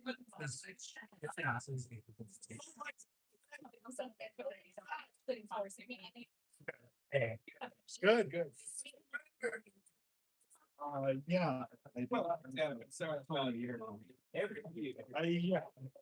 Okay, guys. So, wow. Let me get out first. Thank you.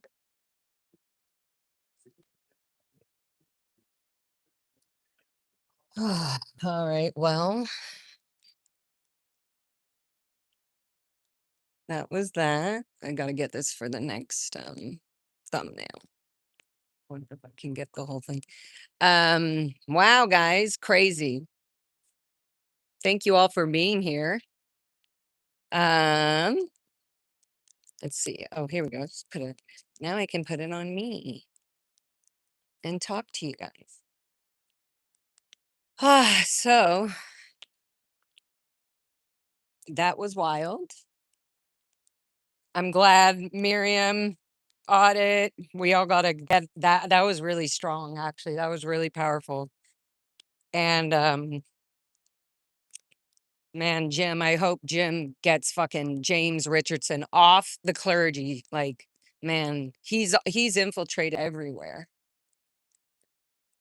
I feel like I should get like a tea or something before I just leave downtown.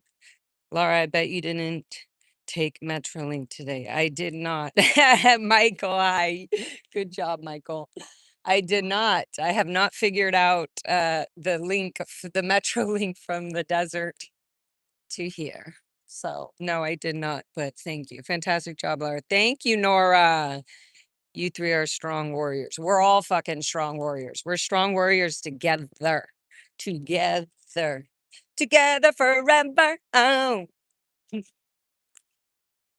Oh man, I am wiped out, but Laura, oh yeah, yeah. Thank you guys. Thank you all for being here as well. Also, I totally found something on the ground and I gave it to yeah, anyways, I'll keep that to myself until I find out what it was. But I'm sure it was something that was not supposed to have been dropped. Let's just put it that way.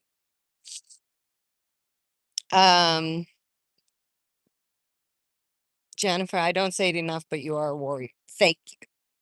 Thank you. I am a warrior.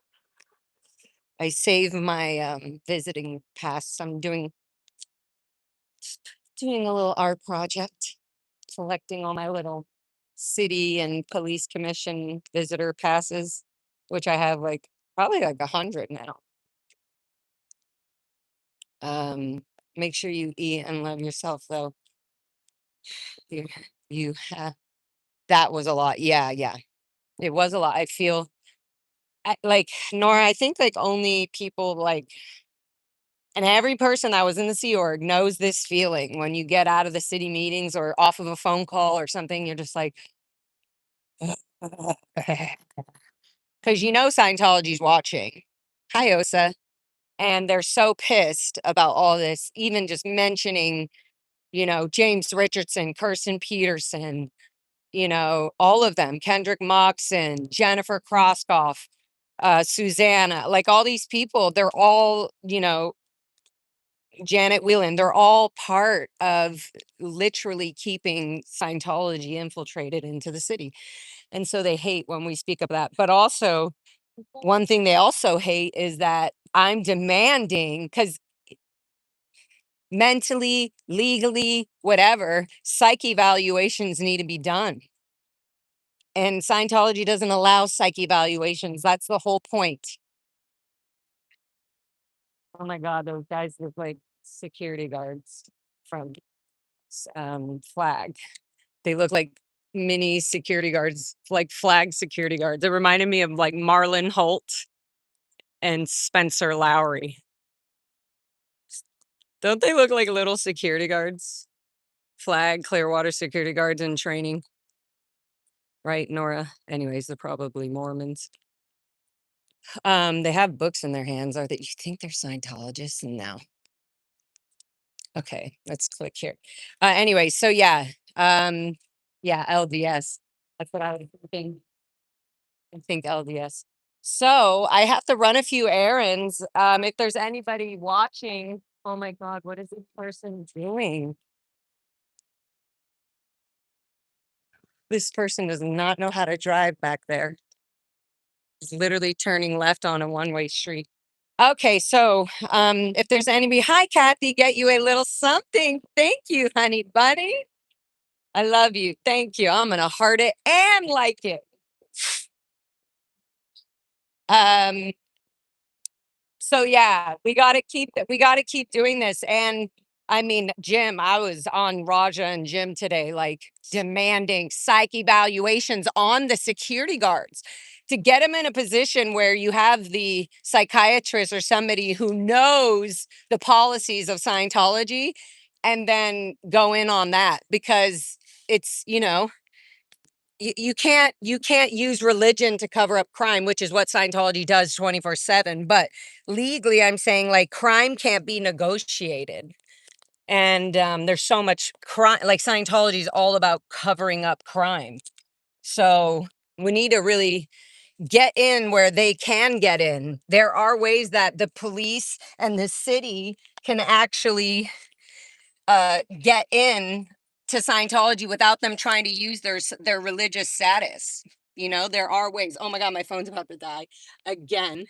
I unplugged it whilst I was talking. Quick before it dies. Oh my God. Do it, do it, do it, do it, do it. Do it like they do on the Discovery Channel. All right, boom. There we go. Woo, made it. Let me turn on this AC. So it's really important. And the more I go, they're listening when I'm like, look, guys, I come here, I try to control my PTSD. I tried, you know what I mean? And they do listen. They're listening, especially when it comes to Scientology, because to me, it feels like even if they've been infiltrated by Scientology, the LAPD, or the city, it's the fact that they didn't personally, you know, I don't believe Jim has personally ever gone out of his way to do something for Scientology, whereas like Karen Bass has. And so it's hard to, you know, there's a reason Scientology got Karen Bass on that stage and they still have her under their little finger somehow, you know?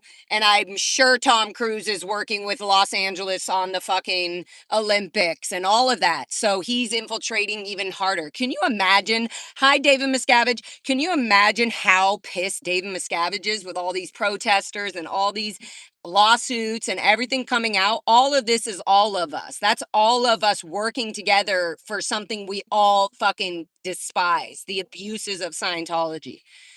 So I need, yeah, reminding them of the PTSD so they don't take it personally. I'm like, we're dealing with this every day. We're dealing with this all the time. It's not a job. It wasn't like given to us like to go be a police officer or to be the, you know, board member on a police commission or part of the city. It wasn't given to us. It's not our job, but we're still here doing it. So this is their job. So yeah, we need more lawsuits, and we need more exposure. The more people that can come to the police commission and join me and join people, do it. Please do it. Every comment is so important. If you can call in, I was so glad out of LA and Mir Jam. Even Raja, when she was saying Miriam, she was like Mir Jam, and she was like Mir Jam. She was like Miriam. I don't know if you guys caught that. But anyways, Miriam, you nailed it. You took the words right out of my mouth. Same with you, Audit. I was like, oh, good. I literally wrote notes on my notes. Look, right where I have it all right next to my schoolwork. Okay,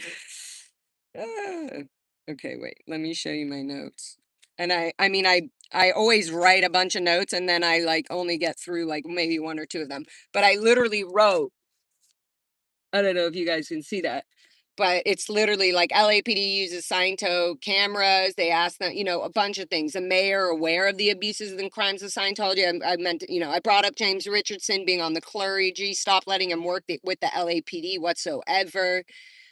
Kendrick Moxon using his lawyer status along with, you know, in cahoots with, you know, people like James Richardson and Jennifer trying to get people arrested. I wrote all this in here. Permitted closure of events to recruit, no investigation. Just all this fraudulent, yeah, Kirsten Peterson permits with Jennifer Croskin. It's like all these little, all why, you know, I feel like if the mayor was like, no more Scientology permits, guess how quick that would stop? It would just be done, you know, like nobody would be like asking the president of Board of Public Works, oh, well, the mayor, do we have permission from Public Works? No, if we get the mayor, I know that sounds ridiculous, but I strongly believe Karen Bass is too infiltrated and still is being swayed and infiltrated in all different ways by Scientology. And she therefore will not own up or speak up against Scientology. And therefore, I will be on Karen Bass's ass. Like, that is so unacceptable. She has literally the power to switch it on, switch it off. She can literally say no more permits for Scientology. There's so much power that she has. Yet her going on their stage 10 years ago or whatever has now legitimized Scientology by saying, oh, look, even the mayor of Los Angeles 10 years ago or 15 years, they still use that. That is the point. We need Karen Bass to speak up and say, I don't work with Scientology anymore. You know, I'm not in control. I don't do any of the whatever it is, but she won't. I truly believe. And I do believe Tom Cruise has some big part to do with the Olympics coming to Los Angeles. And I feel like he's going to host the event. And I've said this before, he's going to absolutely try to get any type of Scientology into this event, whether it's the front groups, the drug programs, Dianetics, whatever it is, the volunteer ministers, the way to happiness. He's going to use his pull to do this. And this is all just me assuming and allegedly, but yes, the sheriff, we need to get the sheriff on their asses as well. I mean, I could go on and on and on with you guys all day. So, which I probably will. Hey, is Jacob Harkey still in the chat? Jacob, Mr. Harkey? Actually, he's not Mr. Harkey when he's not my teacher. Just kidding, because he's still my teacher. So yeah, I'm gonna go eat some, I'm gonna go pick up some mail and run some errands, and then call a few people, maybe do a quick lunch with friends, and then hi Jacob. Yep, I'm here. Where are you at, Jacob? Do you want to grab a lunch, an early sort of ish lunch? I'm gonna head toward my mailbox first, which is Virgil, near the, you know, Virgil Avenue in Santa Monica. So do you want to meet up? Ade, I missed you, but I love that you were in the chat because it made me feel safe. I just felt like, oh, good, everybody's here in the chat while I give my public comment.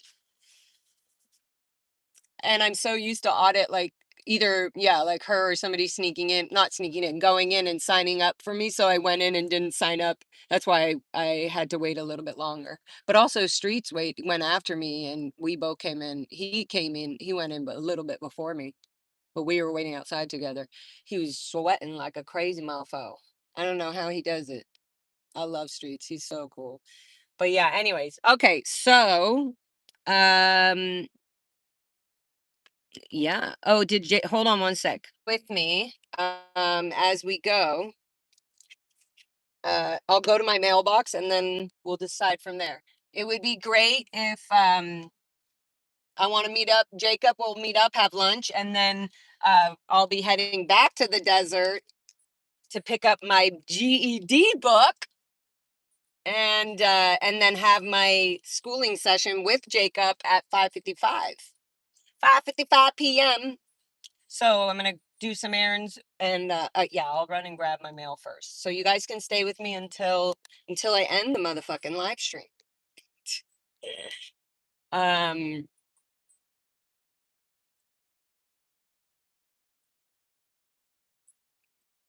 Unless I should end it and do my, what are you guys feeling? Okay, you are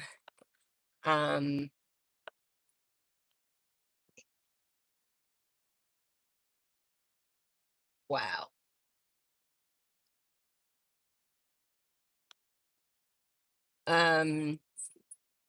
Kick rocks, Glenn. Oh, I don't care if people think I'm a boy. I don't care. That's okay. Boys are awesome. Boys are awesome. Let boys be feminine. Jacob. Aw. Okay, so Jacob, okay. Should we meet at 33 taps or something fun like that? How about we do that? Okay, let's do that. I'm gonna sign off. I can focus on the road and call some peeps while I'm doing my stuff. If you're in LA, Ashley, I don't know if Ashley Papusa, if you're gonna watch this or you see this, I'll text a few people, but yeah, let's meet up, have lunch, and do some brainstorming. Let's do some productive brainstorming. All right. Yes, I'm so glad I'm getting my GED. Every day I wake up and I'm like, wait, was that a dream or have I really been doing these live streams with Jacob? So we'll see you at 5Z5. If not, I might do a quick little update, fun live stream with Jacob where we eat and whoever meets with us. And then we'll go from there. Okay. Again, thank you guys so much for being in the chat and supporting the people who call in and do this and eventually calling in and doing it yourself. I really appreciate. I would love for all of the people in the chat to be calling in. That would just be insane. So good. Oh, sorry. I should have let that person in. I like to be nice. I'm a nice driver. Okay. I love you guys. See you soon. Talk to you soon. And yes, thank you all so much for your support. Mwah. Talk. Bye, bye, bye.